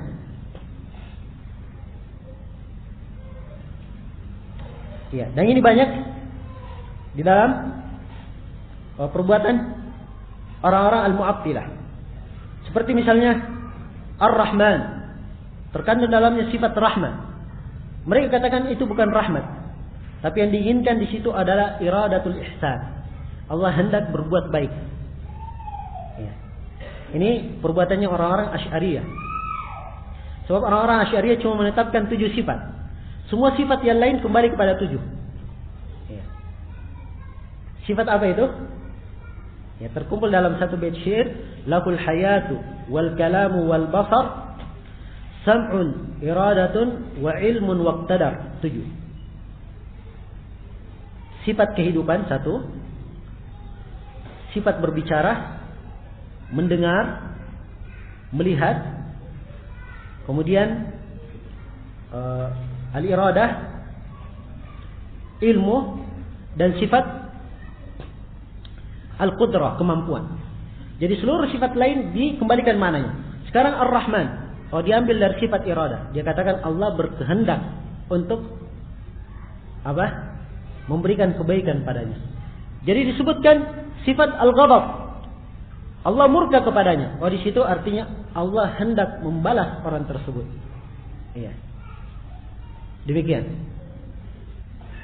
Dia palingkan kepada 7 sifat yang mereka tetapkan. Demikian pula di antara yang paling mengerikan, apa yang dilakukan oleh sebagian orang-orang Mu'attilah ketika dia baca ayat wa kallamallahu Musa taklima. Ditahrif dari sisi makna. Katanya wa kallama di sini bukan artinya berbicara, tapi artinya melukai. Ya. Jadi Allah melukai Nabi Musa dengan jari-jari hikmahnya. Ya, sehingga dia luka. Ini perbuatan keadaannya seperti itu. Tadinya hendak berbuat baik, menyangka berbuat baik, tapi dia jatuh kepada sesuatu yang lebih fatal daripada itu. Itu hakikat bid'ah. Dia ingin berbuat baik tapi jatuh kepada suatu kedurhakaan. Ya. Rama naf'an fadarra bighairi qasdin. Wa minal birri ma yakunu uquqa. Dia menghendaki manfaat tapi dia berbuat kecelakaan tanpa dia sadari. Di antara kebaikan itu ada yang merupakan kedurhakaan. Maksudnya dia ingin berbuat baik tapi durhaka yang dia lakukan. Iya. Ini banyak dari keadaan ahlul bidah. Baik, ini tentang pembagian at-tahrif. Apa hukum melakukan tahrif itu? Merubah konteks. Ya, sudah kita dengar ya. Dan itu adalah suatu hal yang betul-betul keterlaluan dan melampaui batas. Karena itu betul diterangkan apa hukumnya, apakah dikafirkan orang yang merubah konteks ini? Ya. Jawabannya butuh dirinci. Kalau dia merubah konteks karena suatu syubhat atau karena suatu sisi bahasa, ya ada sisi bahasa yang menunjukkan seperti itu, maka yang seperti ini tidak dikafirkan. Ya. Tidak dikafirkan. Karena itu orang-orang Asy'ariyah, orang-orang Maturidiyah, Kullabiyah itu tidak dikafirkan oleh para ulama. Karena mereka ya punya syubhat. Jatuh dia dalam kesalahan karena ada kerancuan dalam pemikirannya. Dipahami? Tapi orang yang merubah konteks tanpa ada suatu pembenaran apapun di dalam nas, maka ini yang dikafirkan. Ini yang dikafirkan. Tidak ada pembenarannya dari sisi bahasa, tidak ada pembenarannya dari sisi nas. Dia rubah konteks, maka ini yang dikafirkan. Sebagaimana para ulama mengkafirkan orang-orang Jahmiyah karena mengingkari mengingkari Allah dilihat pada hari kiamat. Dan sebagaimana mereka juga dikafirkan karena mengatakan Al-Quran itu makhluk. Iya. Mengatakan Al-Quran itu makhluk. Tidak ada sisinya dari sisi bahasa yang menunjukkan hal tersebut. Ya, maka mereka dianggap kafir oleh para ulama. Baik. Kemudian lafaz yang kedua adalah lafaz at-ta'til. Min ghairi ta'til. Ta'til diambil dari kalimat al-atal yang bermakna yang kosong atau yang telah ditinggalkan. Seperti dalam Al-Quran dikatakan wabi'rin mu'attalah. Ya. Dan sumur yang telah dianggurkan. Ya, karena tidak lagi fungsinya, tidak lagi airnya, akhirnya orang meninggalkannya. Itu ta'til. Syekhul Islam Ibn Taimiyah mengartikan ta'til dalam Majmu'ul Fatawa, kata beliau ta'til adalah nafyus sifat. Menafikan sifat, itu ta'til. Karena itu kata Syekhul Islam Ibn Taimiyah, para ulama as-salaf dan para a'immah menamakan orang-orang yang menafikan sifat sebagai mu'attilah. Ya. Sebagai Mu'attilah.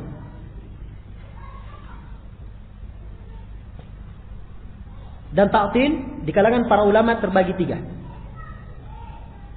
Masyhurnya ada 3. Yang pertama adalah ta'til makhluk dari penciptanya. Memisahkan makhluk dari penciptanya.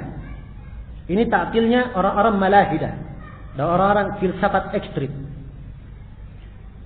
Ya. Ini dipelajari kan di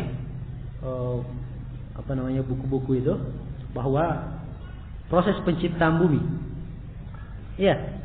Bumi itu ada sendiri. Tiba-tiba sudah berjalan dengan tahun-tahun, kemudian terciptalah makhluk-makhluk.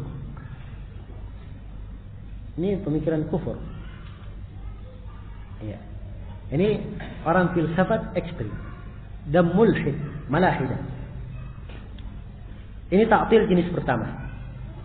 Ta'til jenis kedua adalah mentaktil Allah, ya, dari sifat-sifatnya, yaitu meniadakan sifat-sifat Allah. Meniadakan sifat-sifat Allah, sifat-sifat yang ditetapkan oleh Al-Quran dan Sunnah, mereka tiadakan. Ta'til yang ketiga, ya, mentaktil Al-Khaliq, mentaktil Allah dari berhaknya memperoleh ibadah. Ya. Ini 3 secara umum. Kalau yang pertama mentaktil, menjauhkan pencipta dari makhluknya, ini pembahasannya dalam tauhid rububiyah. Dan orang yang seperti ini kafir dalam masalah rububiyahnya. Ya. Dan yang mentaktil dalam semua sifat ini yang merupakan pembahasan kita.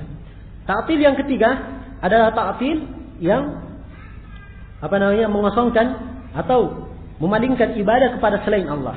Itu juga dianggap mu'attilah, mentaktil. Kemudian taktil dalam nama dan sifat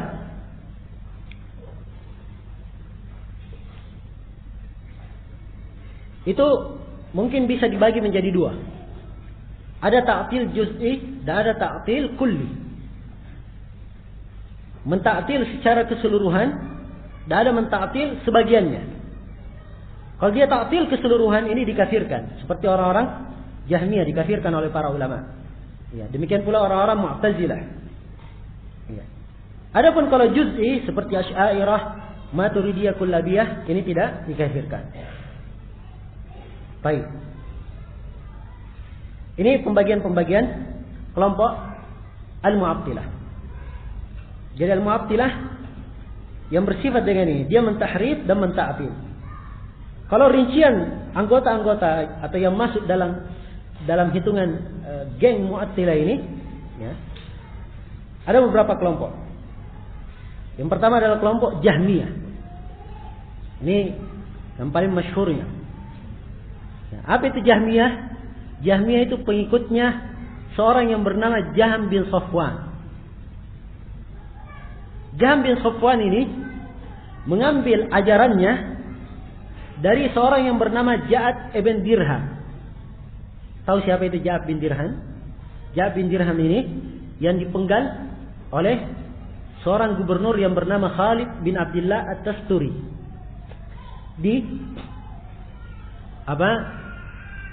Idul Adha. Ya. Jadi beliau khutbah Jumat. Gubernur beliau. Setelah itu di akhir khutbah beliau katakan kepada manusia, hari ini adalah hari Idul Adha, silakan kalian pulang ke rumah kalian dan menyembelih sembelihan kalian. Dan saya pada hari ini akan takarrub kepada Allah dengan menyembelih Ja'ad bin Dirham. Maka beliau pun turun dan menyembelih Ja'ad bin Dirham. Ya, Ibnul Qayyim berkata, sebaik-baik sembelihan.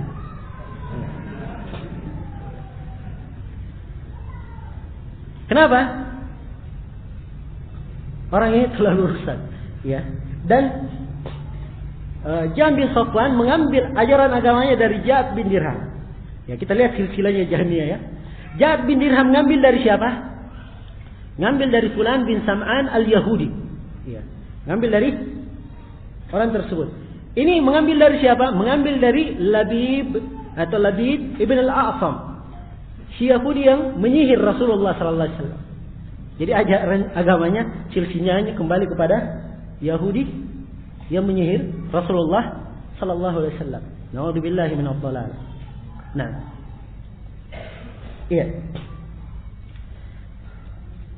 Ini kelompok Al-Jahmiyah. Kemudian ada kelompok namanya kelompok Al-Mufawwidhah. Ini kita akan terangkan nanti apa itu Al-Mufawwidhah. Iya. Kemudian ada kelompok namanya kelompok Al-Mu'tazilah. Kelompok Al-Mu'tazilah. Al-Mu'tazilah mereka terbagi dua dalam pemikirannya.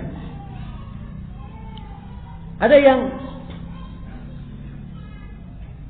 menetapkan sifat saja, menetapkan sifat. Ya. Menetapkan nama saja dan mengingkari seluruh sifat. Nah,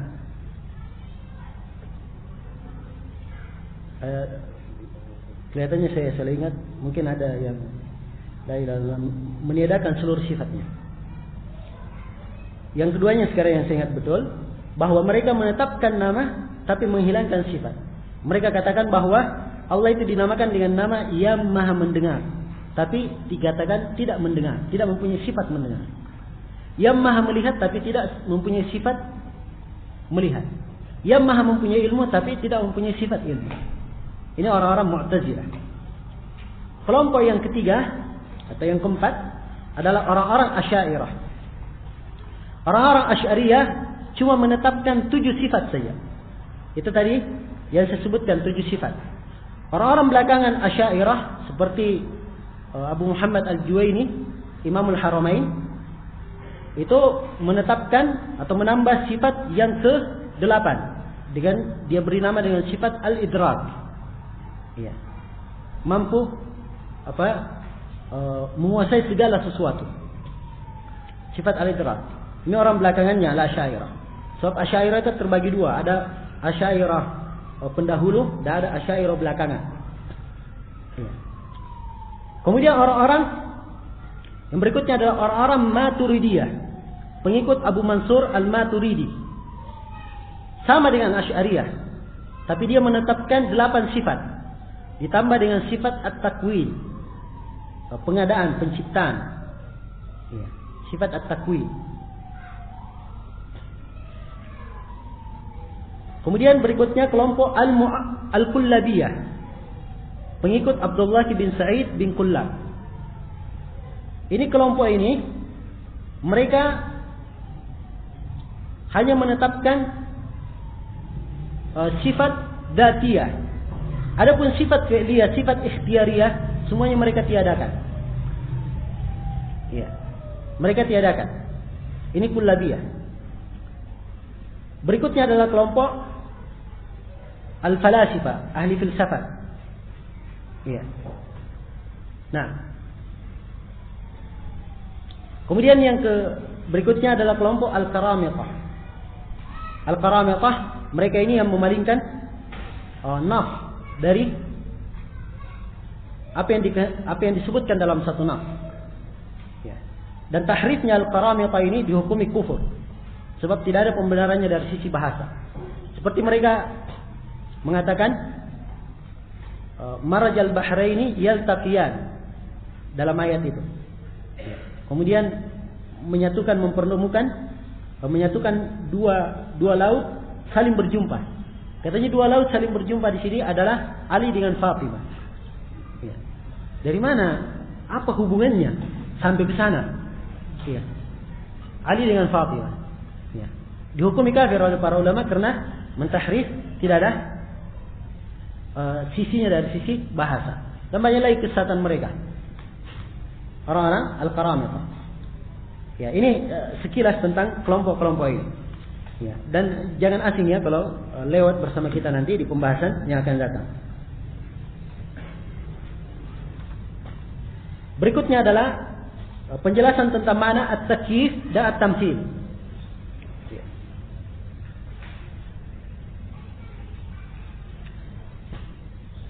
At-takyif itu apa? At-takyif itu dari kalimat kayf, yang artinya bagaimana. Yang dari sini kita bisa memahami bahwa takyif itu ada 2. Ya. Apakah bermakna membagaimanakan? At-takyif bermakna membagaimanakan. Bagaimana itu membagaimanakan? Dia telah menyebutkan suatu perkara atau telah menyebutkan sifat Allah itu begini. Itu takyif. Jadi ada sifat, dia katakan sifatnya itu begini dan sifatnya adalah begini. Ini namanya takyif. Ini makna yang pertama dari takyif. Makna yang kedua dari takyif, dia bertanya dengan kalimat kaifah, bagaimana? Jadi ada sifat, disebutkan sifat istiwa. Dia tanya, bagaimana istiwanya? Ya. Ada sifat melihat, bagaimana melihatnya? Semua sifat dia pertanyakan bagaimana. Ini namanya at-takyif. Ya. Dan ini tidak diperbolehkan. Tidak diperbolehkan. Ya.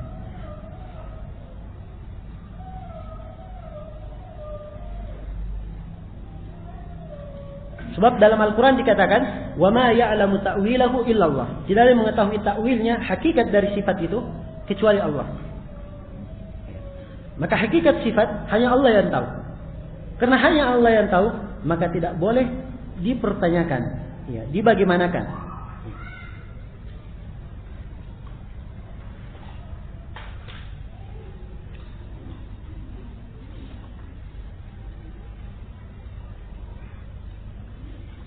Baik.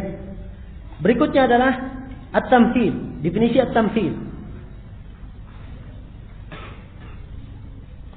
Ya, sebelum saya masuk ke dalam tamthil, jadi bertanya tentang bagaimana ya.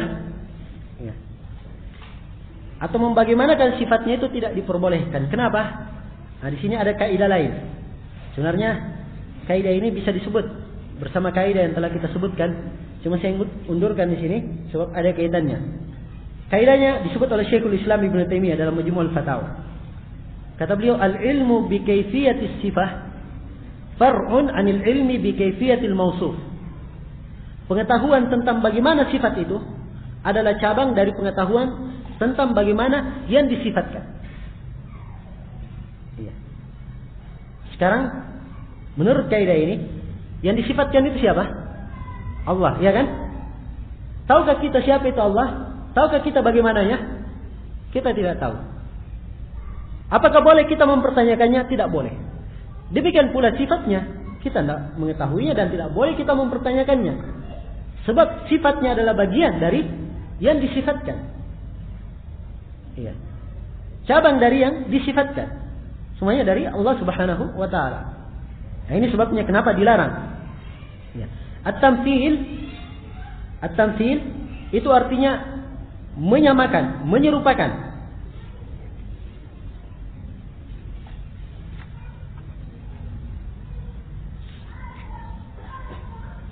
Iya. Dan at-tamthil ini adalah perkara yang telah diharamkan di dalam syariatul Islam. Ya. Telah ditegaskan nas di dalam Al-Quran tentang tidak bolehnya. Laisa kamitslihi syai'un wa huwa as-sami'ul basir. Allah tidak serupa dengan suatu apapun. Ya, tidak boleh ditamsil dengan suatu apapun. Tidak boleh disamakan dengan suatu apapun. Ya. Sudah dinafikan. Karena itu tidak boleh menyerupakan Allah dengan makhluknya.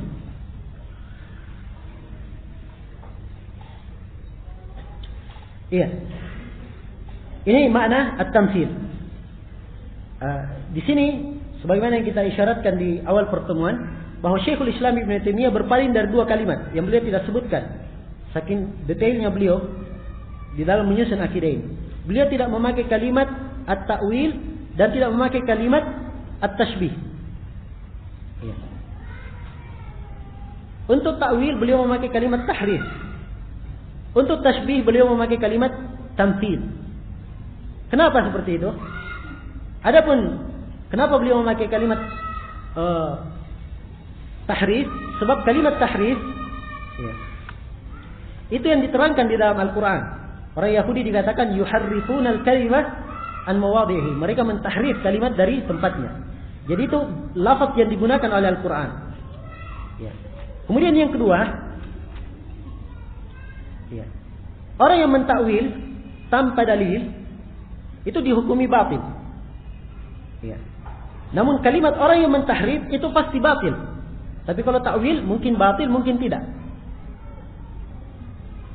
Kemudian yang ketiga, kenapa tidak memakai kalimat ta'wil? Sebab ta'wil itu di dalam nas Al-Quran hanya dua. Adapun ta'wil yang tercela, yang beliau tidak memakai kalimat ta'wil tercela di sini, itu adalah kalimat yang dipakai oleh orang ahlul bidah. Ta'wil bermakna memalingkan lafaz yang zahir, memalingkan lafaz dari yang zahirnya. Seperti misalnya tangan. Ya, tangan kan lafaz zahirnya tangan. Tapi ada yang mengatakan tangan itu artinya kekuatan. Nah, ini artinya dia mentakwil tangan kepada kekuatan. Sebab dia palingkan makna zahirnya kepada makna lain. Dipahami? Dan takwil yang seperti ini yang batil. Ya. Dan lafaz takwil dalam Al-Quran ada dua digunakan. Dan dua-duanya adalah makna yang benar dalam Al-Quran. Takwil kadang bermakna tafsir. Takwil kadang bermakna tafsir. Yang kedua, ta'wil kadang bermakna hakikatus syai' allati ya'ulu ilaiha al-ma'na. Hakikat sesuatu yang makna itu kembali kepadanya. Itu ta'wil. Seperti dalam Al-Quran dikatakan hal yanzuruna illa ta'wilah. Tidaklah mereka menunggu kecuali ta'wilnya. Ini tentang hari kiamat. Tidaklah mereka menunggu hari kiamat kecuali ta'wilnya. Yaitu nanti terjadi betul hakikat hari kiamat, baru mereka mau melihat dan sadar. Dipahami? Nah, di sini disebut dengan lafaz ta'wil, yaitu hakikatnya ketika terjadi. Ya. Karena itu ketika membaca ayat wala ya'lamu ta'wilahu illallah, di sini ada dua tempat berhenti. Dua-duanya warid dalam ilmu bacaan. Ada disebut di kalangan para ulama salaf. Ada yang berhenti ketika membaca ayat wala ya'lamu ta'wilahu illallah. Dia berhenti di situ. Setelah itu baru dia sambung warrasikhuna fil ilm. Ada yang membaca wala ya'lamu ta'wilahu illallahu warrasikhuna fil ilm. Berhenti di situ. Nah, di sini ta'wil punya dua makna. Orang yang berhenti di Allah, ta'wil di sini maknanya apa? Hakikat sesuatu. Nama-nama dan sifat hakikatnya tidak ada yang mengetahui kecuali Allah. Dipahami?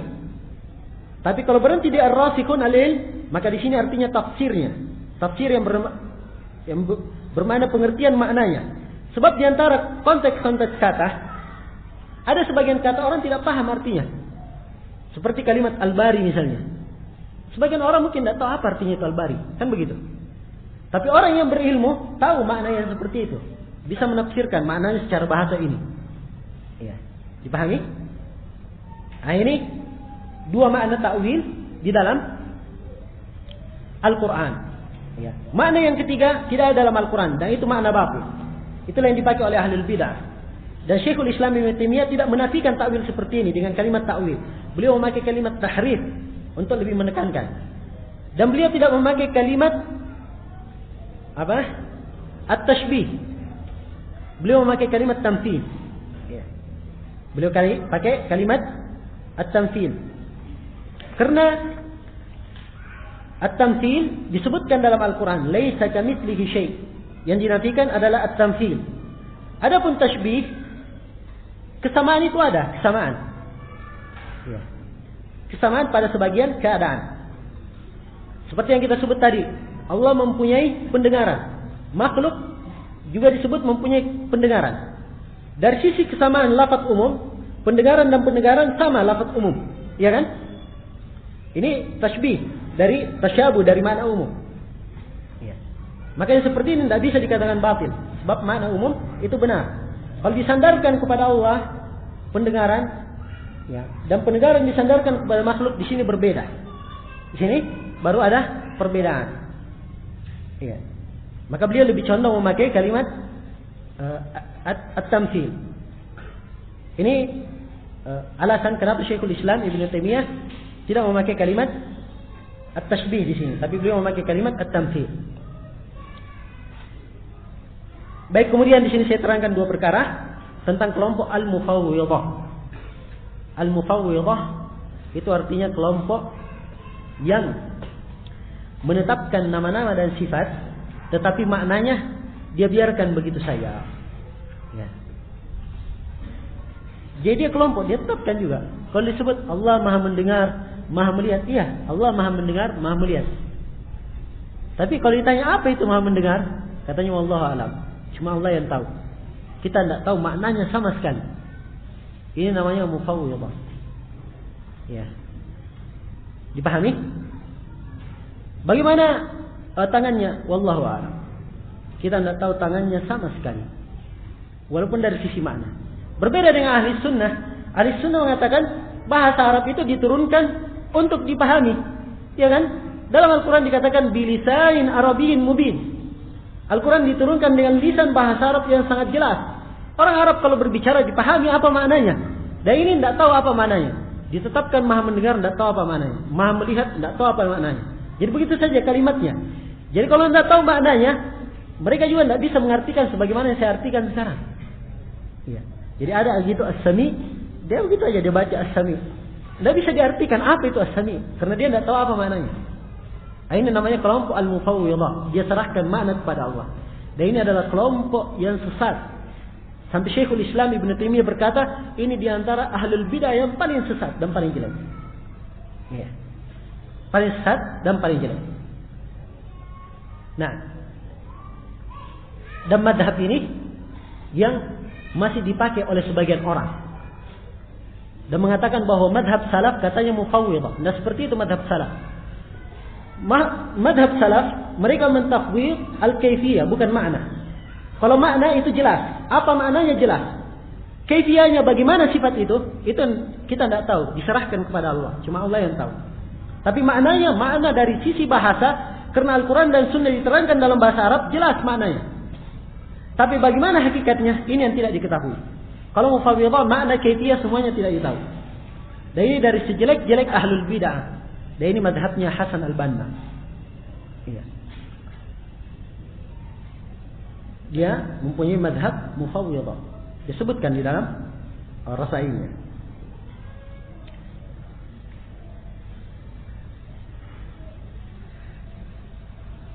Baik, sekarang saya terangkan beberapa dasar pemikiran ahlul bidah dalam bab asma wa sifat.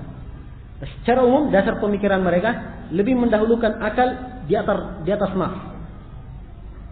Ini dasar pemikiran mereka, lebih mendahulukan akal di atas nafs. Ya. Kemudian yang kedua, mereka menggunakan penamaan-penamaan yang mereka buat sendiri. Ya, dengan istilah filsafat mereka. Dikatakan dengan al-a'rab, al-jazam, al-huduth. Ya. Al-a'rab membahasakannya juga sulit. Ya.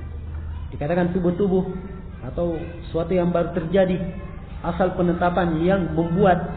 Ya. Nah, ini diantara dasar-dasar penyimpangan mereka. Dan juga yang ketiga, kaidah mereka menggunakan majaz, menetapkan majaz. Ya. Karena itu ketika mentakwil sifat, tangan menjadi nikmat, tangan menjadi kekuatan, ya. Dan sifat melihat misalnya dengan menjadi nikmat dan seterusnya, itu mereka mentakwilnya dengan menggunakan majaz.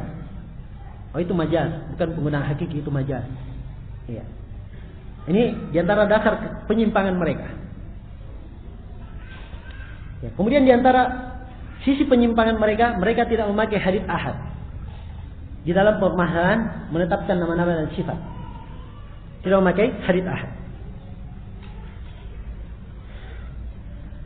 Baik. Kemudian Syekhul Islam Ibn Taimiyah rahimahullahu taala berkata, "Bal yu'minuna bi anna Allah subhanahu laisa kamitslihi syai'un wa huwa as-sami'ul basir." Bahkan ahli sunnah wal jamaah mereka mengimani bahwa Allah itu tidak serupa dengan suatu apapun, dan dialah Allah yang maha mendengar lagi maha melihat. Ayat yang mulia ini adalah ayat yang mengandung pendalilan dan berbagai kaidah. Dari ayat ini dikeluarkan banyak kaidah yang sudah kita sebutkan. Kita telah sebutkan bahwa kaidah ahli sunnah itsbatun mufassal wa nafyun mujmal. menetapkan secara terperinci, menafikan secara global. Ini ayat terkandung di dalamnya. Laisa kamitslihi syai', tidak serupa dengan suatu apapun. Ini menafikan secara global. Wa huwas samiul basir, dialah Allah yang Maha mendengar lagi Maha melihat. Ini menetapkan secara terperinci. Setelah kita sebutkan kaidah bahwa sifat itu terbagi dua, ada yang manfiyah dan ada yang musbatah. Ini juga dalilnya. Setelah kita sebutkan kaidah tanzihun isbatun bila tamthil, tanzihun bila ta'til, ini juga kaidahnya. Ini juga pendalilannya.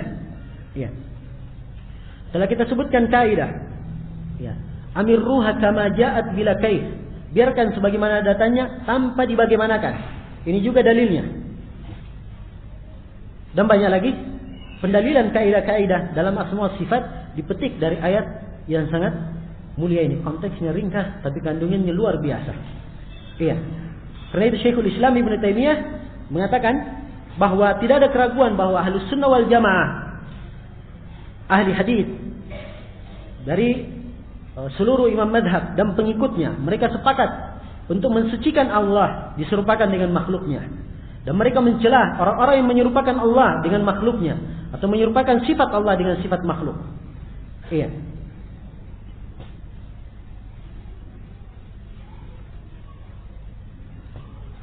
Kemudian kata Syekhul Islam Ibnu Taimiyah rahimahullah, "Fala yanfuna anhu ma wasafa bihi nafsah." Maka mereka ahli sunnah tidak menafikan dari Allah apa-apa yang Allah sifatkan untuk dirinya. Ya. Ahli sunnah tidak menafikan dari Allah apa-apa yang Allah sifatkan untuk dirinya. Dan ini ciri ahli sunnah wal jamaah. Dan kita telah sebutkan kaidah bahwa menetapkan itu harus dengan dalil, menafikan juga harus dengan dalil. Karena itu Syekhul Islam Ibnu Taimiyah berkata dalam Majmu'ul Fatawa atau di dalam kitab beliau Bayan Talbis Iblis atau Bayan Talbis Al-Jahmiyah, kata beliau, la yajuzu nasyuh illa bidalilin kal isbat. Tidak boleh menafikan kecuali dengan dalil. Sebagaimana menetapkan juga tidak boleh kecuali dengan dalil. Iya. Dan di halaman lain Syekhul Islam Ibnu Taimiyah atau di halaman itu juga beliau berkata, ini yang benar di kalangan para ulama salaf dan di kalangan para a'immah dan jumhur kaum muslimin. Iya, kebanyakan kaum muslimin. Dan beliau mencela orang yang menafikan tanpa dalil. Kata beliau tidak boleh menafikan tanpa dalil. Ya, kecuali apa yang ditunjukkan oleh dalil yang qat'i atau yang zahir. Nah, maka ahli sunnah tidak menafikan apa yang Allah sifatkan untuk dirinya. Ya. Kalau ada penetapannya tidak boleh dinafikan. Tidak ada penetapannya saja ahli sunnah tawakuf tidak berani menafikan. Kalau memang hal tersebut adalah suatu yang mengandung makna baik dan makna yang mengandung kalimat yang mengandung kemungkinan. Mereka tidak menetapkan, tidak pula menafikan ahli sunnah pada hal yang tidak ada nasnya. Nah, apalagi pada hal yang ada nasnya, mereka tentunya tidak akan menafikan sama sekali. Mereka akan mengimani ya tentang nas tersebut dan mengamalkannya. Iya. Maka yang diinginkan di sini adalah menetapkan sifat kesempurnaan untuk Allah Subhanahu wa taala, tidak boleh dinafikan. Kemudian kata beliau, wala yuharrifuna al-kalima an mawadhi'ihi, dan ahli sunnah tidak memalingkan kalimat dari tempatnya. Ini sebagai takkid dari ucapan beliau min ghairi tahrifin. Ya. Nah, wala yanfuna ankum ma wasafa bihi nafsah, ini takkid dari ucapan beliau min ghairi tahrif wala ta'til. Ya. Kemudian kata beliau, wala yulhiduna fi asma'illahi wa ayatihi, dan mereka tidak membuat ilhad dalam nama-nama dan ayat-ayatnya. Tapi ini akan kita terangkan setelah asar nanti insyaallah. Agak panjang menjelaskan tentang ilhad sedikit. Waktu sudah dekat. Subhanakallahumma wa bihamdik asyhadu an la ilaha illa anta astaghfiruka wa atubu ilaik walhamdulillahi rabbil alamin.